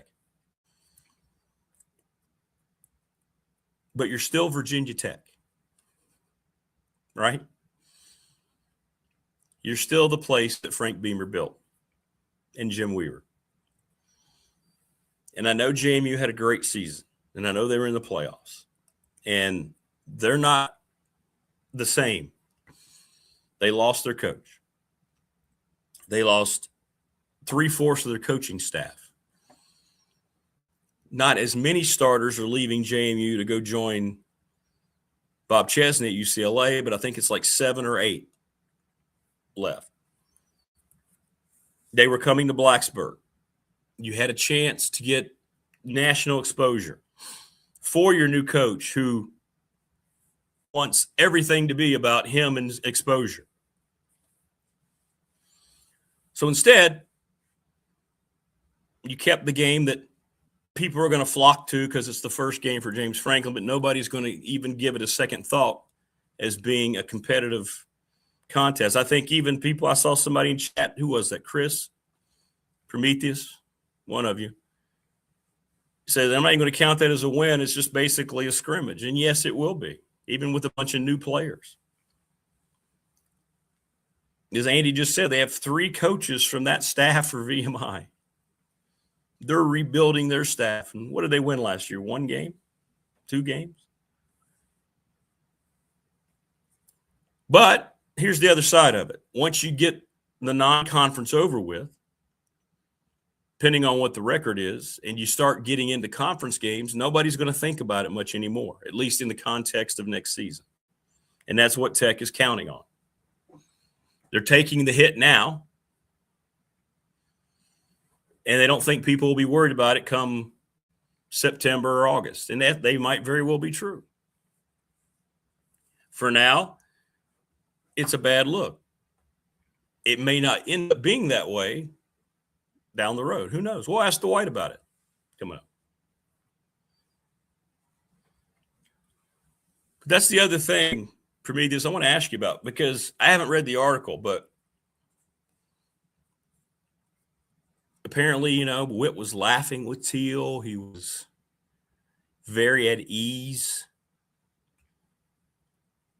as if he knows he survived something that maybe probably many people giving his title and giving it what happened would not have survived, because he made the comment, now it's going to feel good to start being on offense again. How does that make you feel as a Tech fan? I mean, I don't know the answer. I'm asking the question.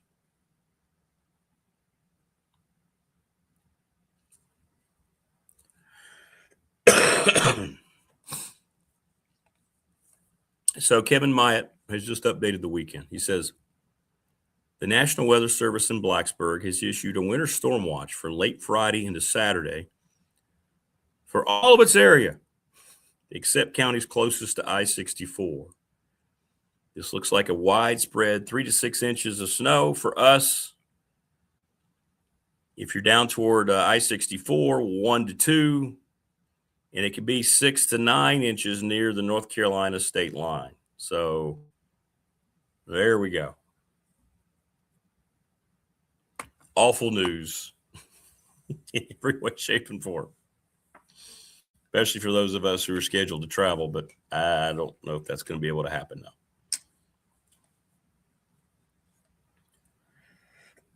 All right, let's get some responses here from the best listening audience or viewing audience on YouTube.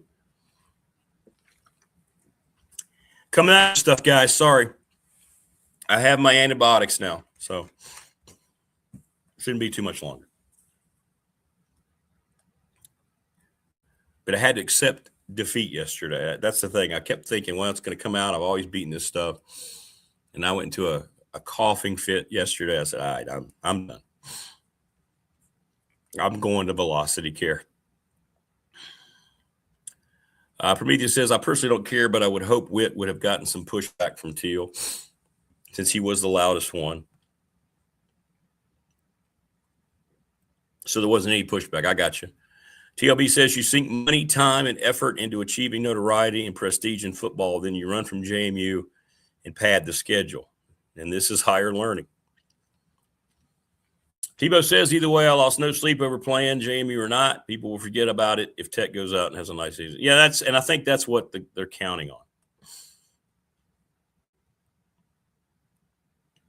Wayne says, what does NC State versus Virginia and Brazil do for college football? Absolutely nothing. Just wondering. Seems weird. I don't know. I don't know why we're doing that with our college. Well, they're not college athletes anymore. They're pros, I guess. But Prometheus says, Witt still being the AD is the main reason I didn't want to donate or get tickets. I wanted accountability. Yeah, I get it. Yeah, 3 to 6 isn't bad unless you're traveling. And trying to come from Clinton, South Carolina, through all of it, over the mountain, probably not going to be a good thing. There's no way Radford's making it back Saturday, because that game will be over a little after 4. It's going to start late Friday afternoon, go all day Saturday. Nah. They're going to be stuck down there till Sunday. Yeah. Big Al. Witt, less work with new football operations position, survives to retirement. What a deal. And that's the thing. Yeah, he doesn't have to deal with football. Maybe that's why he feels such a sigh of relief. Well, I'm on a separate path for me. I'm not with the team. They're already down there. So that's why I'm leaving today right after with Neil to go to Charleston. So we were scheduled to come back and then go back. Now, getting back down there wouldn't be a problem tomorrow, but yeah. I don't know if I can get a room. Things have changed.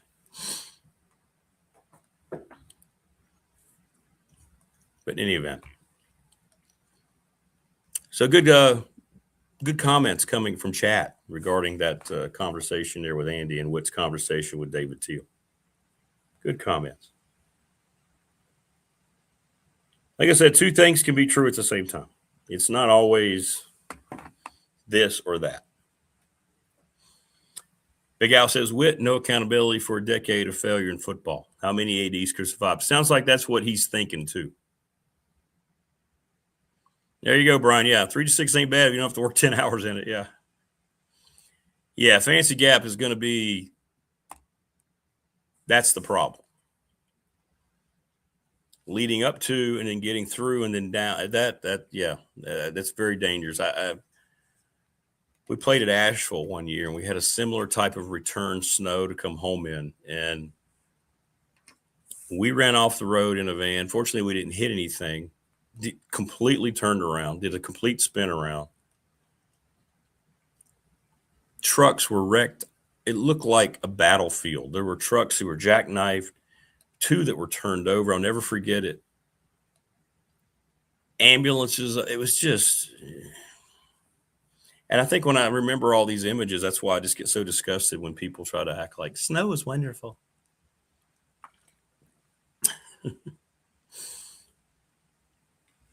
So we're going to have some conversations about it, what I'm going to be doing. And I do drive a Jeep, but it won't matter. If I even took my own vehicle, I don't think it would matter. I just wonder how, for instance, like UVA will probably be fine. They'll get here tomorrow. They'll go ahead of the storm, and where they're going back towards 64, there's not much snow down there. But like, for instance, the Radford women host Winthrop Saturday afternoon. Winthrop's in Rock Hill, South Carolina. They're coming right in the same trek that I would be coming back through Saturday afternoon from Clinton. So I don't know. I don't know how it's going to look. I hope you're right, Prometheus. God, I hope you're right. I'm waiting on Kevin Myatt, who did say, by the way, even though he's got the National Weather Service, he's going to wait and release something tonight. So, yeah.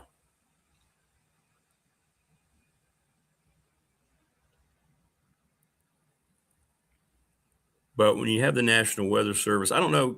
One thing about Myatt, he does not just sit there and just listen to the National Weather Service. He has his own setup. So, yeah. I hope you're right. Morris says, I will gift BDST a high occupancy pass. Thanks, Morris.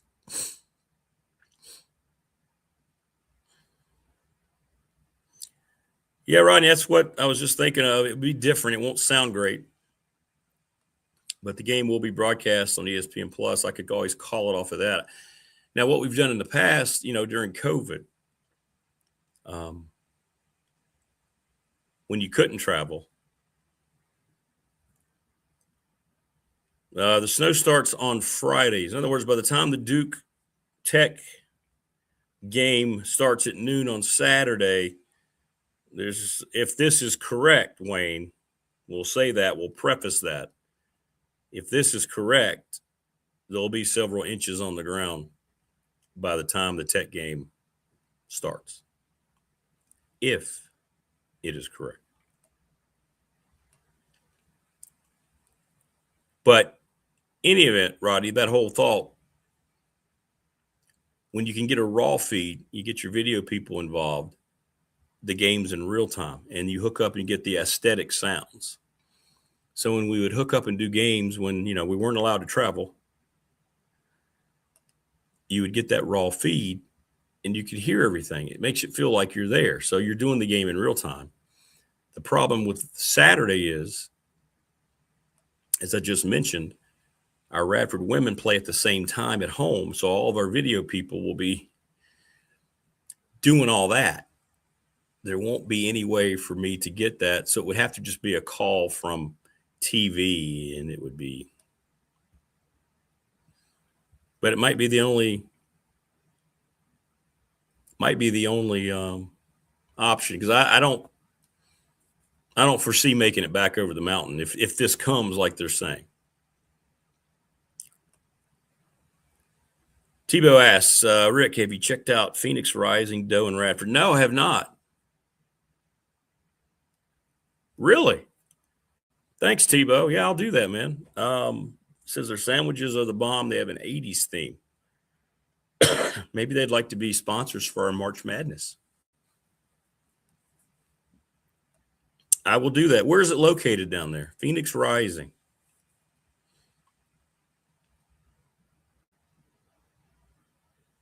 I like myself a good meat sandwich. Spend the night in Mayberry. Unfortunately, Mayberry is going to get hit harder than we are. That's the problem. That whole Mount Airy corridor down through there,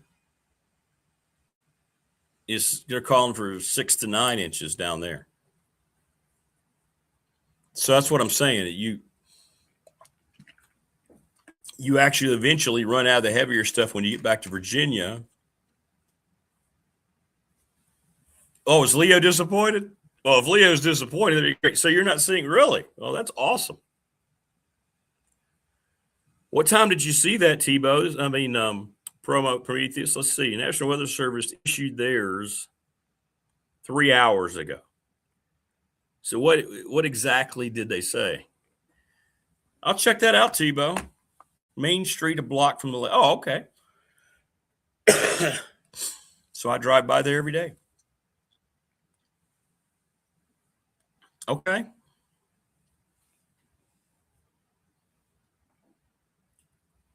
Yeah, we can work something out with it. That'd be great. We are going to do some kind of March Madness. I can get everybody. March Madness is still, while we still have it, before it's taken away from us. Yeah, let me know, Prometheus. The one I just read you, by the way, to give you some context from the National Weather Service, was 3 hours ago. So that's encouraging if this is a later update you just got from Channel 7. But you're right. If Leo's depressed, then that means we're not expected to get much. And that would be wonderful news. So now I'm excited. Thanks, Tebow. Thanks for the lead, man. Tell him I'll reach out to him if you go down there. We could have a lot of fun. But I do want to do something with everybody March Madness. We can have some prizes. We have, great sponsors. I'm sure it would help and get other people involved. But this might be the last year we have this NCAA basketball tournament the way we all love it. I mean, it's going to expand, I think, in 26, 27, 70-some teams, and it's not going to feel the same. Just not. It's all going to be different.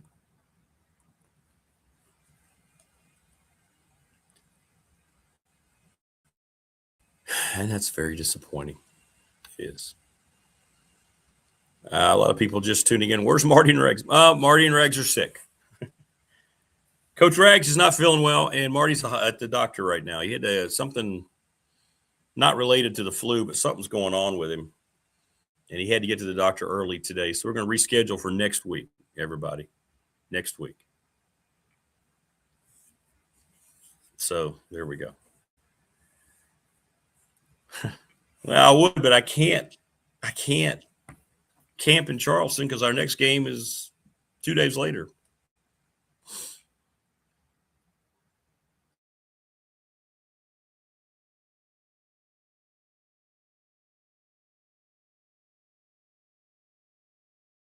Oh, did we lose stuff here? There we are. The NCAA basketball tournament is by far the best sporting event we have in this country, and they're taking it away from us. Hey, Johnson Island, welcome back. Yeah, I thought about, it's funny. I thought about you and Wayne. Todd Monken is a terrible hire on paper. Jim Schwartz wasn't great as a head coach first time around, but he wasn't awful. He's been there, and that's who the players wanted. That's who Myles Garrett wanted. Let's put it this way. Josh Allen, the quarterback for the Bills, just hired their new coach. They were going to talk about all these people, and Josh Allen said, I want to promote our offensive coordinator. He's going to go somewhere else. This is my guy. So they hired him. And I don't know whether it'll work out or not, but Josh Allen hired their guy. Myles Garrett is the Browns' version of a franchise quarterback because you don't have a franchise quarterback. Right now, Myles Garrett, in my opinion, is the best defensive player in the NFL. The early responses, he is absolutely disgusted that Jim Schwartz wasn't named the coach. And they're already speculating he's going to sit out until he's traded. He may never take another snap for the Browns again. And look, I'm not saying that you should ever, as an organization, always, let's put it in our own terms of where we work. One of the most frustrating things is when decisions are made and you're never considered. You've been there a long time and you hear all these things coming down the pike and you're like, oh. And I'm not saying that the influence should always come from your employees. But when you're Josh Allen, when you're Myles Garrett, you should probably get a little more leeway, right? You should probably get a little bit more input, and what you have to say should be a little louder voice. Hey, we want your feedback. You are our franchise.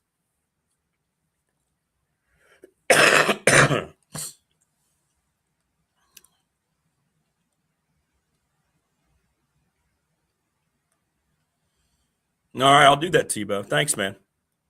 Thanks, brother. That's great. I'll try to get by there next week. I'll do that. I will do that. All right, so here we go.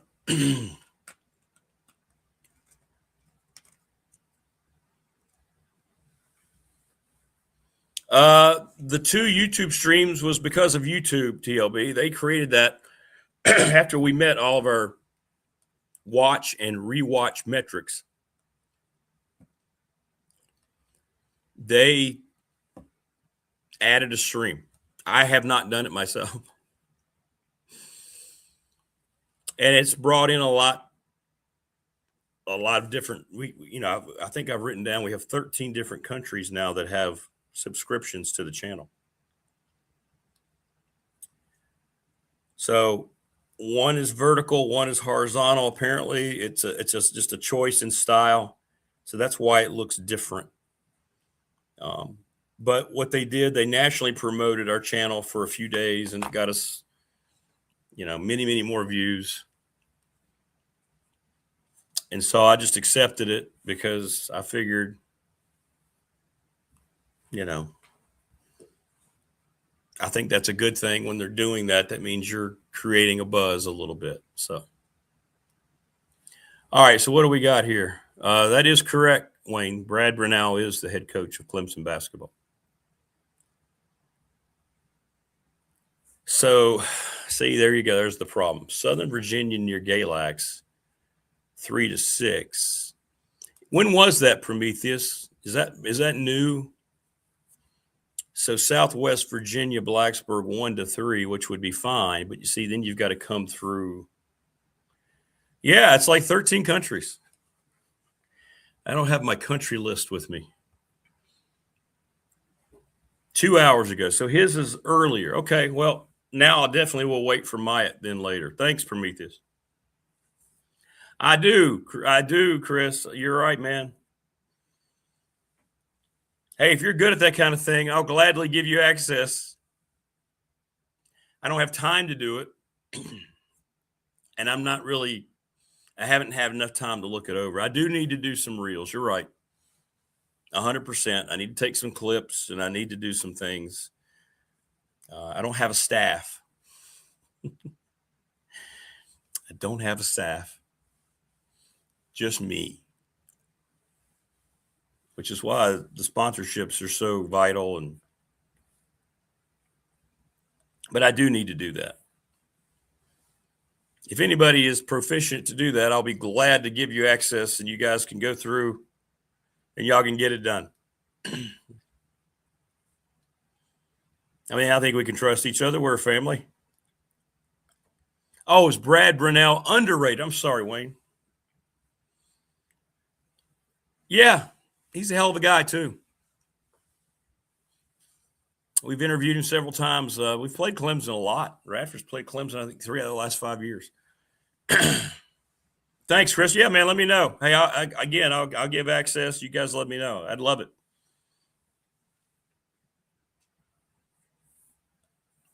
Yeah, Brad Brunell's a good coach. He's a good coach. Took him a while to kind of find his feet there, but in the last 4 or 5 years they have. And he's a good dude. Really good dude. So when you're watching Tech play Clemson, just know that Brad Brunell's a good dude. Mike Young, Brad Brunell, they got a lot of the same characteristics about them. But, yeah, he does a nice job. I don't think he gets nearly enough credit yet. But thanks, Chris. I appreciate you, brother. TLB says you need like a 6-year-old. They are born with, yeah, I know. My son does things. I'm just like, really? What did you just do? Yeah, they would be. Yeah, getting Marty and Rags kind of. Yeah. Or having like Matt Roan's segment when he was talking about the JMU Tech series or Coach Elmo. That'd be some good clips. Get Coach Elmo and Todd. Or when Ron Shelburne comes on and he's telling one of his stories. I get Ron back on here. He always has a new game story. It's great. It's great. Ron Shelburne, one of my all-time favorite people in Farm Bureau Insurance. Dwight Vick joins us here whenever he accepts the invitation, which was just sent. And we'll get his thoughts on whatever else. If you guys have any questions for Dwight, he'll answer them. As soon as we're done here, I'm packing up, heading down to Dedmond to meet Neil. We're heading to Charleston. Travel won't be a problem weather-wise today, but that's interesting. So 1 to 3 here. That would be great. Wayne, you'd be fine for the Duke game at 1 to 3. But that is much different than what the National Weather Service said.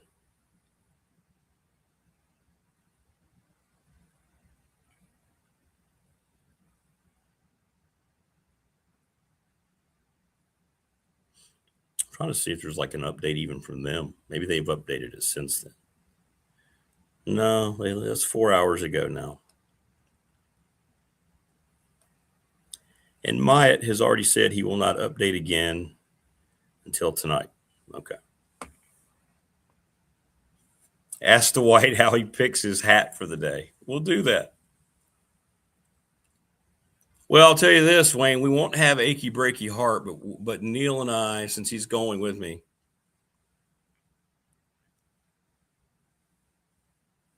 we will have the 80s tunes blaring. There's no question. And it won't be anything else. We don't need anything else.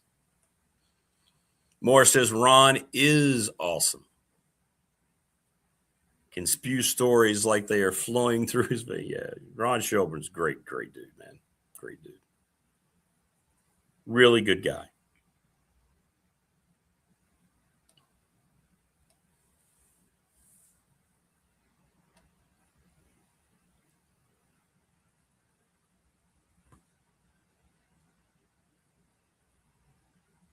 Somebody just sent me something. So Shedeur Sanders finally just said, why would I listen to Todd Monken? He hasn't won anything. Oof. Dave Matthews. No, there won't be any Dave Matthews. No Natalie Imbruglia, although he will try to sneak in some Imbruglia. Although I think he likes I think he's a big fan of the Dave Matthews.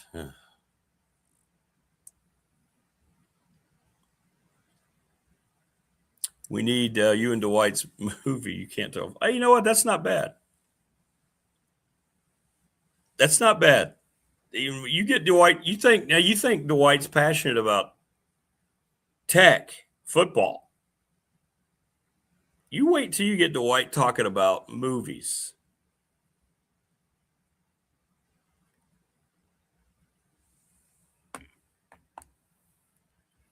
Maybe we'll do that. Why don't we do that?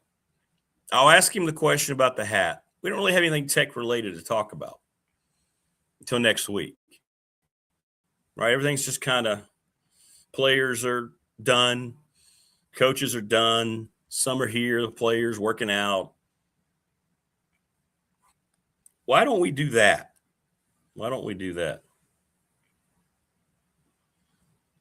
David, I may talk to you, David, too. I might figure out something to make it up to you guys. Yeah, we got to figure out something. He's got the clip segments from Marty and Rags. Yeah. That'd be great.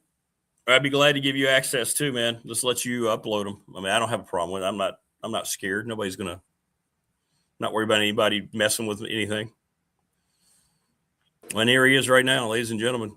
He is the quintessential source for all things Tech football and many other topics. He will always have my eternal respect, because I say this, and I don't mean this flippantly. This is a man who made a decision a long time ago to look around at humanity and say, you know what? I'm going to do what I can to try to serve and help my fellow man. That's what you have done. That's what your legacy is about. And I don't tell you this enough, but congratulations. I know how many people that you have influenced, that you've affected. You've turned their life around, man. And kudos to you, my friend. Not enough good words can be said for you and Victory Life and what you do on a daily basis. And I mean that. So, wow, man. Thank you so much, man. And it's good this Thursday morning to hear some empowering and respectful words. Thank you so much. I appreciate the kind words and the feedback, as well as I'm glad to see and hear you feeling better. I remember last week. Yeah, I finally went. I know. I finally went because I couldn't lose the cough. So it beat me yesterday.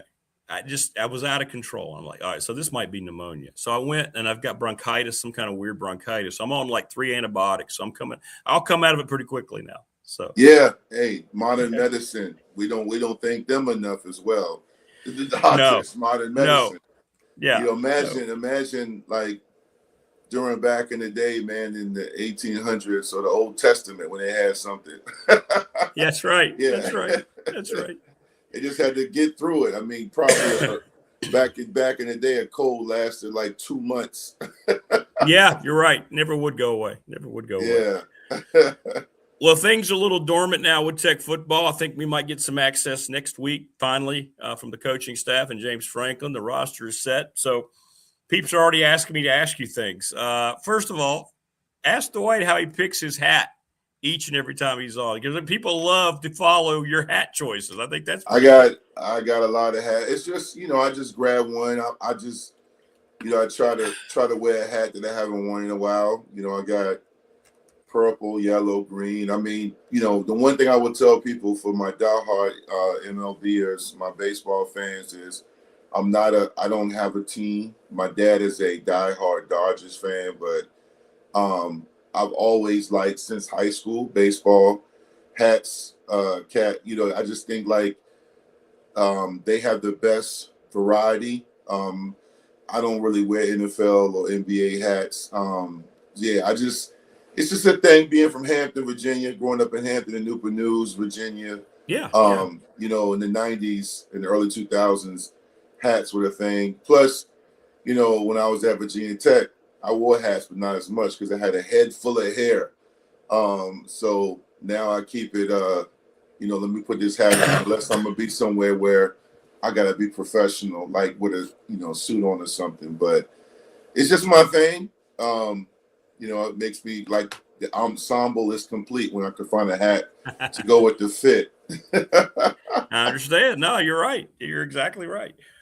So you're a huge movie buff. I know this. I think Tech football and then movies. I know how much of a passion it is for you in terms of things you like to talk about. So people are asking me about your favorite movies. Is there a TV show that you like now too? People are suggesting Landman, which I've heard a lot of good things about. Landman, I'm on it now. I just started it.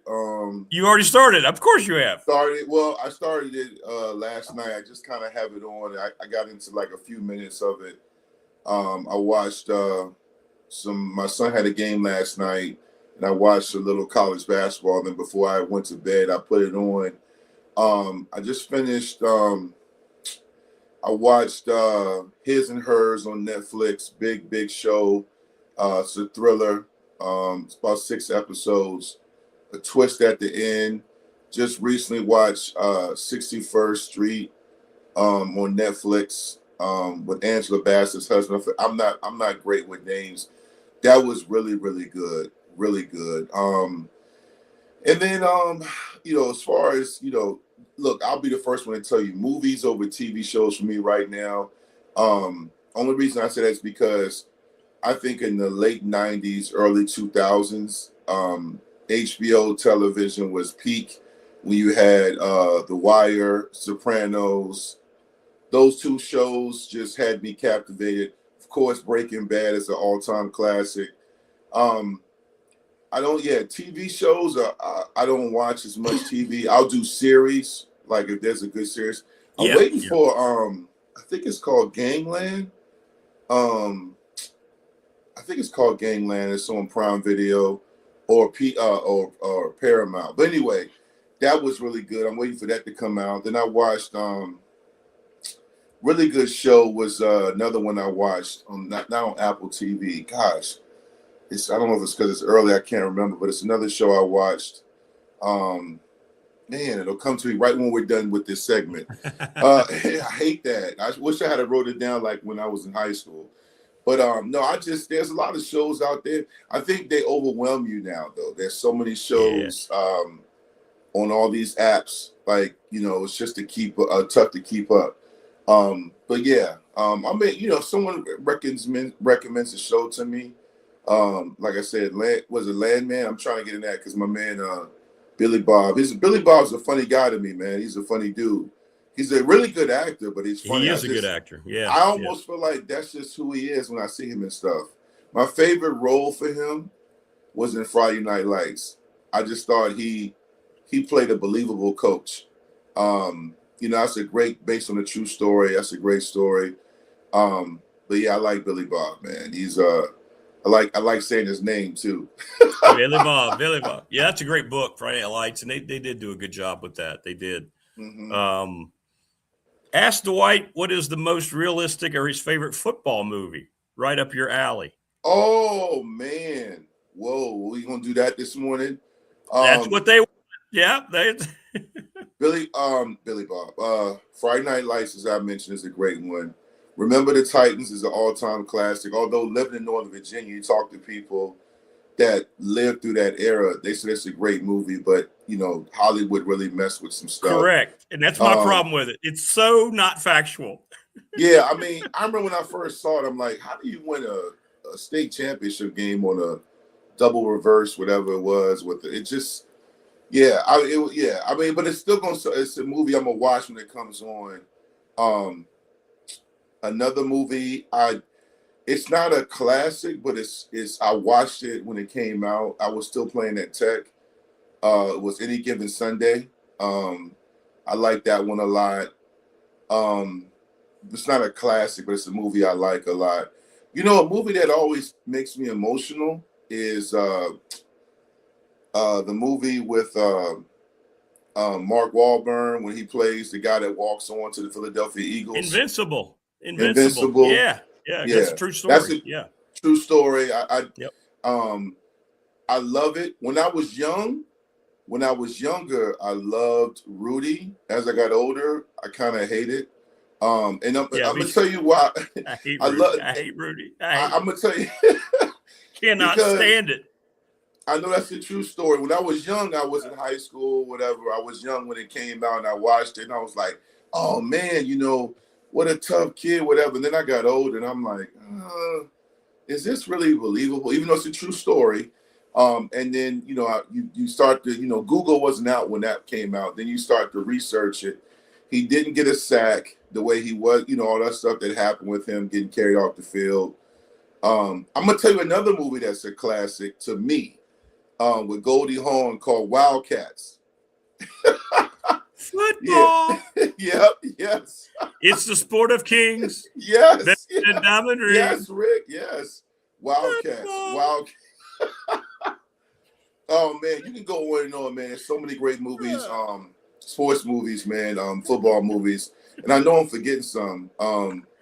Longest Yard, the remake with Adam Sandler was cool with Michael Irvin. That was cool. The first one. I like the first one a lot. Yeah. The first one is the classic, but I thought they did a good job not screwing it up.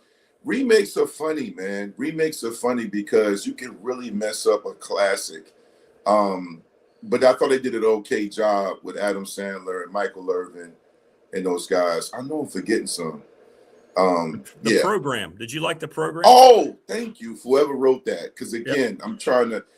Yes, I love The Program, especially during that time because I was getting recruited and I didn't know what to expect when I got to college with Omar Epps. How about Omar Epps, who played in 100 sports?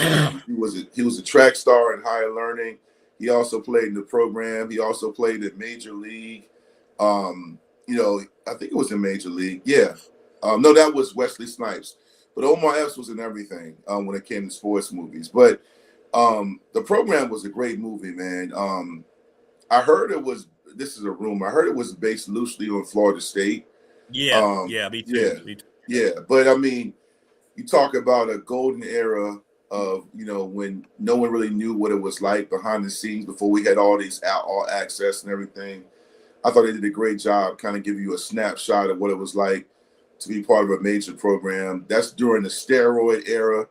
Place at the table with Vladimir and all of that. And, that nasty scene when they spit in each other's mouth. I'm like, ain't no way I'm doing that. I don't care. And it's not enough NIL money in the world where I'm going to spit in someone's mouth and make them spit in my mouth. No, not at all. But yeah, man. And then they had that scene in that movie that got taken out because kids tried it, where they were on the road and the cars were coming, or they were laying on the road in the car. They took it out. They took it out because kids tried and they got injured. Or I think a kid got killed or something. But yeah, the program was a great movie. Great movie. Again, not Oscar worthy, but just, a great movie that you really enjoy. There's a movie with Tom Cruise I saw back in the day. Yes. All the right moves. All the right moves with that coach. In Pittsburgh. Yeah. And that movie's good. Yeah. I remember they were winning that game and they fumbled. Try to run it out. Yeah, that was a great movie. Yeah. Friday Night Lights, though, it's not my favorite, but there's certain football movies when I watch it, when they move me, like here's how I love Friday Night Lights. I know they're going to lose the state championship game, but I watch it as if the outcome's going to be any different. When they're driving down the field, and I'm like, man, this is just epic. Because I think if you played high school ball, whether it was JV or varsity, whatever year or era, you can relate to that final scene when they're driving, and most of those kids are never going to play high school ball together again. That's right. Yeah, you can relate to it, like the finality of and it was realistic because I think Disney, when they get a hold of movies, man, they kind of screw it up with the corny endings, man. They ruin everything. Yeah, they do. Yeah, I just I'm with you. See, I feel the same way. I get people can't believe how much, and it bothers me so much how inaccurate Remember the Titans is, that and how they Hollywoodized it. It's cringe to me. Strong side, weak side. I don't know. I think that shows you what a great actor Denzel is, and he's my favorite actor. He's my favorite actor. Well, Denzel, I think if he wasn't in that role, it would have been really bad because I think I didn't grow up in Northern Virginia. I live up here, but the people that know Coach Boone, they said he did a great job. And I thought the underlying story with it, with two coaches coming together to help with race relations and all that, was powerful. But it was corny in the fact that you if you know football, then the people that live up here, I live in Northern Virginia, they would tell you they didn't portray it right. They just, it was good when I saw it, but then you hear about, again, to win a game like that on a reverse or whatever like that, I don't know, it was weird. But T.C. Williams, man, was a great program. My high school, Hampton High, in the 80s had about 4 state championship matchups with them. Yeah, I think Hampton went 3-1, or they split 2-2, but they were really good. They were really good until the growth of Virginia, the reclassifications with the VHSL, AAA, and then rezoning, and now it's not even called T.C. Williams. Now it's called Alexandria City High School. Really? Yeah, they changed it. Yeah, I didn't even know T.C. Williams was involved in anything that was, whatever you call it, offensive. I don't know, but it's not T.C. Williams. It's called Alexandria City. Yeah. Well, that's disappointing to hear. Yeah, I know. I mean, everything's different now. There's some nostalgia that we will always have to remember, because the further we go along, everything's getting eliminated.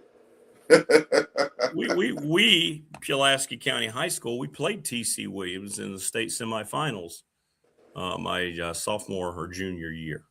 Lost 14-7. Really? Yeah. So they may have went on to play you guys. This is like 80, 86, 85. Yeah, they did. They went to play Hampton. They played Hampton. Hampton won it in 85, 87, 88, and they lost it in 86. I mean, they were in the state championship. Yeah. Like 80, 81, 82, 83, 84. Like the 80s, Hampton High was like really the team of the 80s. They won state championships, either won it or they were in it every year in the 80s. Except for 89.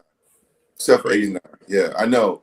Great run. We talked about that last week. What an amazing run they had. Oh, it's unreal. Pulaski County. I forgot you went there because Shane, that's where my guy Shane Graham's from, right? Correct. Todd Grantham. Shane Graham. Yeah, Grantham. Gary Clark, the great Redskins receiver. Yeah. They had we didn't play them. Hampton High did when I was playing. But my teammate, I believe, was Jeff it Ken King? Oxen? Ken Oxendine went there. Yeah, I mean, no, went there.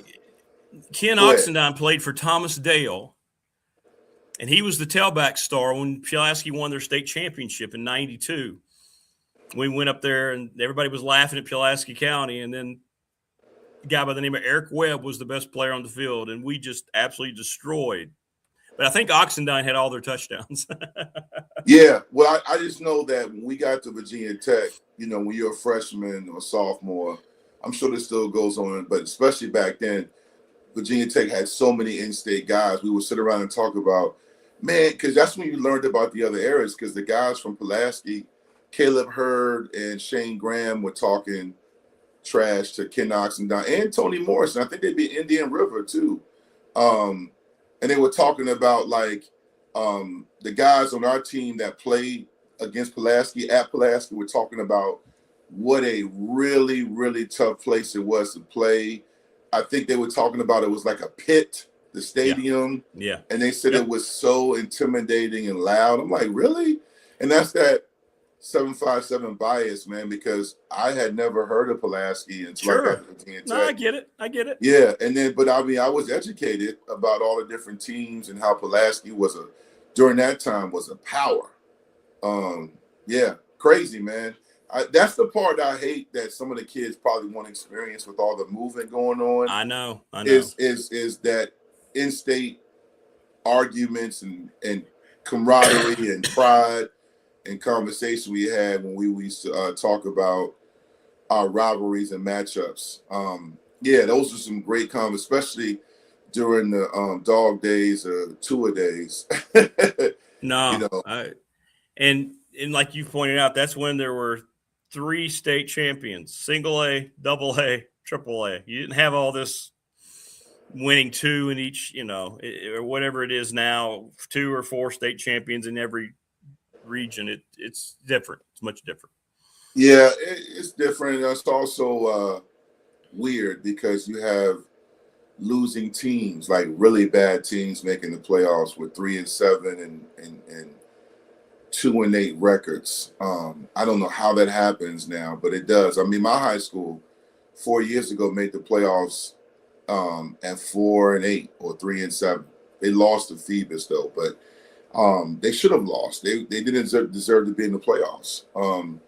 I understand because during our era, you and I, 8-2 and 9-1 sometimes meant you missed the playoffs. You missed the playoffs, right? Yeah. So 9-1. Think about 9-1 with a great record that is, and if you had a tiebreaker or PowerPoints and go your way, you missed the playoffs. So I understand them tweaking it, but they tweaked it so much. It's like they took it from this and they went all the way to the right to the extreme when they tweaked it. Yeah. I got to ask you one thing about college football. This whole thing with the Mensa kid leaving Duke. He's going to be Miami's new quarterback. Andy Bitter was just talking about it, DV. It's not – these contracts, I don't know what they mean. I don't know if they're even real because everybody seems to be able to get out of them and do what they want because there's no employment agreement, if you will, with the NIL. Now it's pay for play. Let's just call it what it is.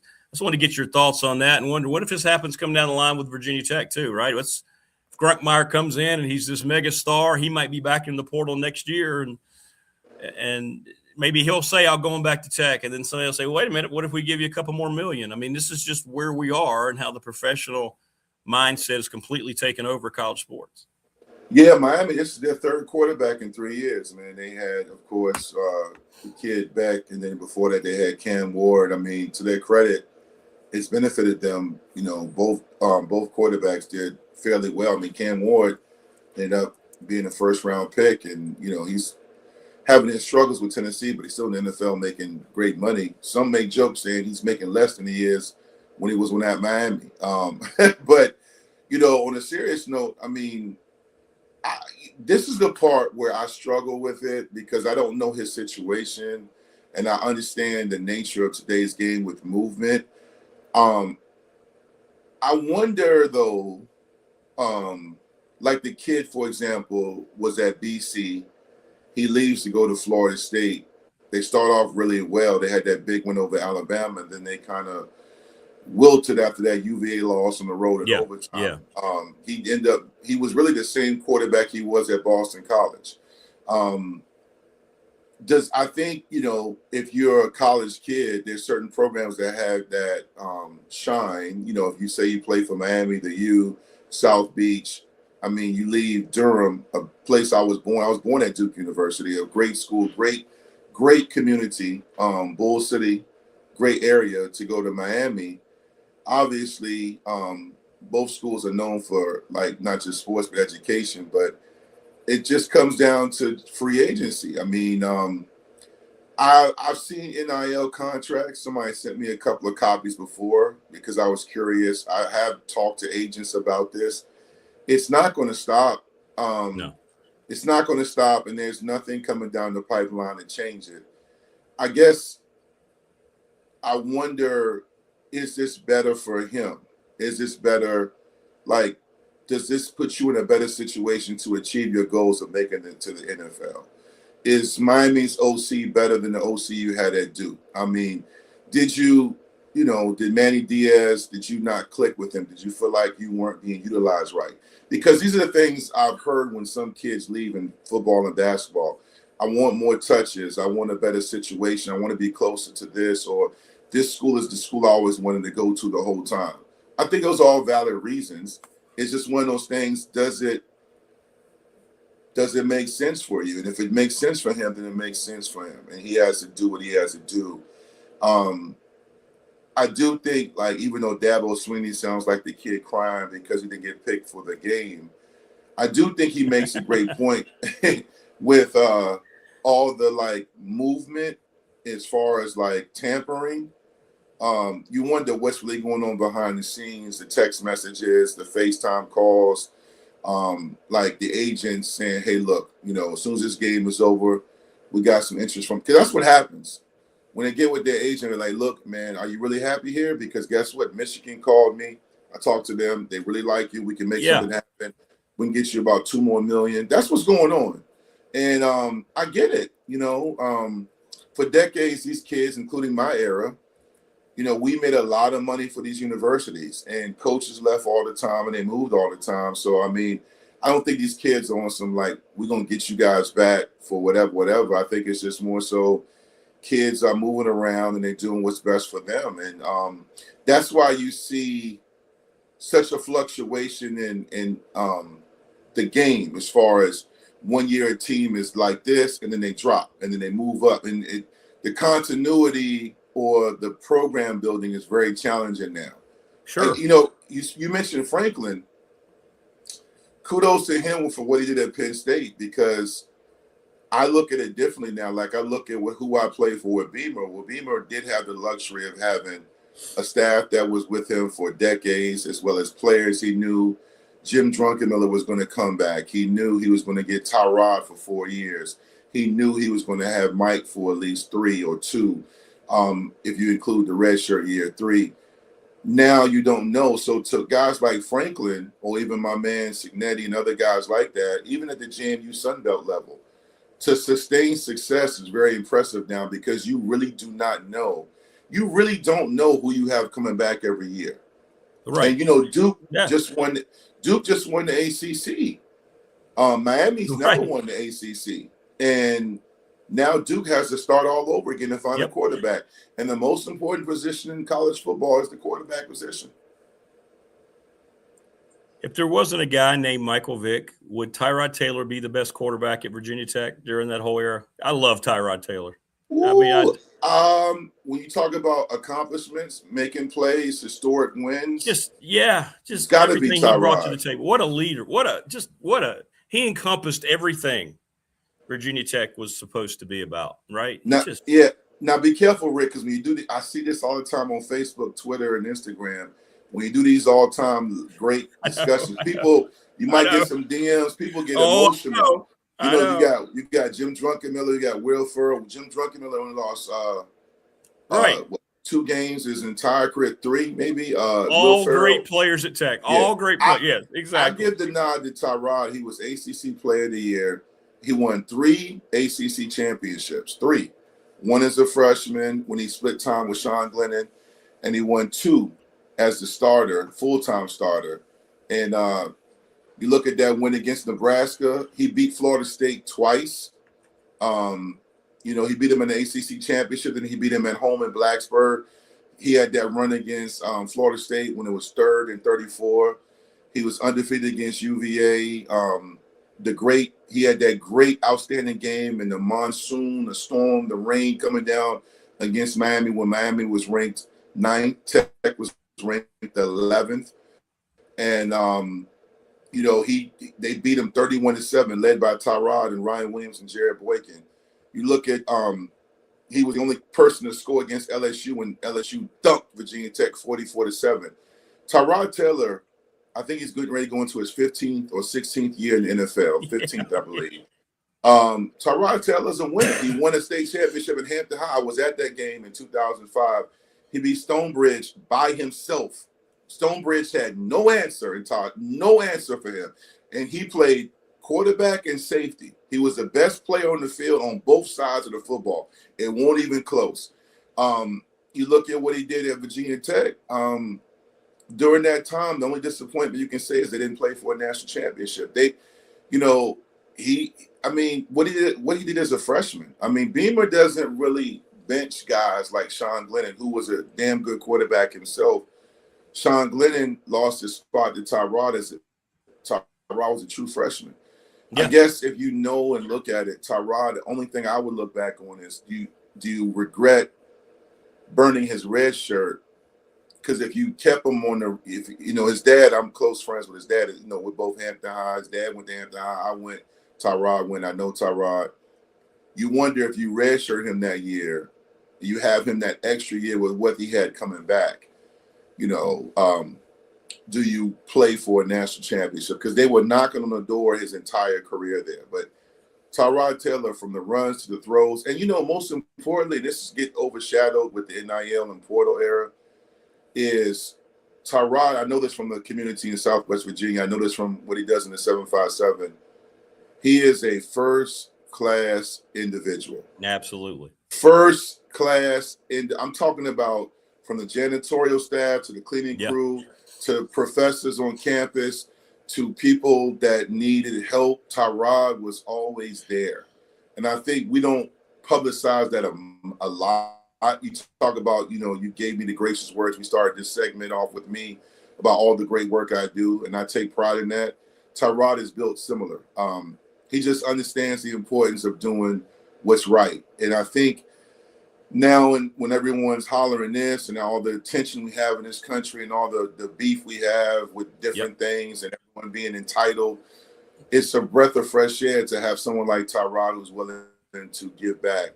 He's class personified, man. He's just absolutely. And he was fun to watch. He was a true Hokie. When you think about what he did at Virginia Tech, it's pretty remarkable. He was 2-0. He was 2-0 against Russell Wilson.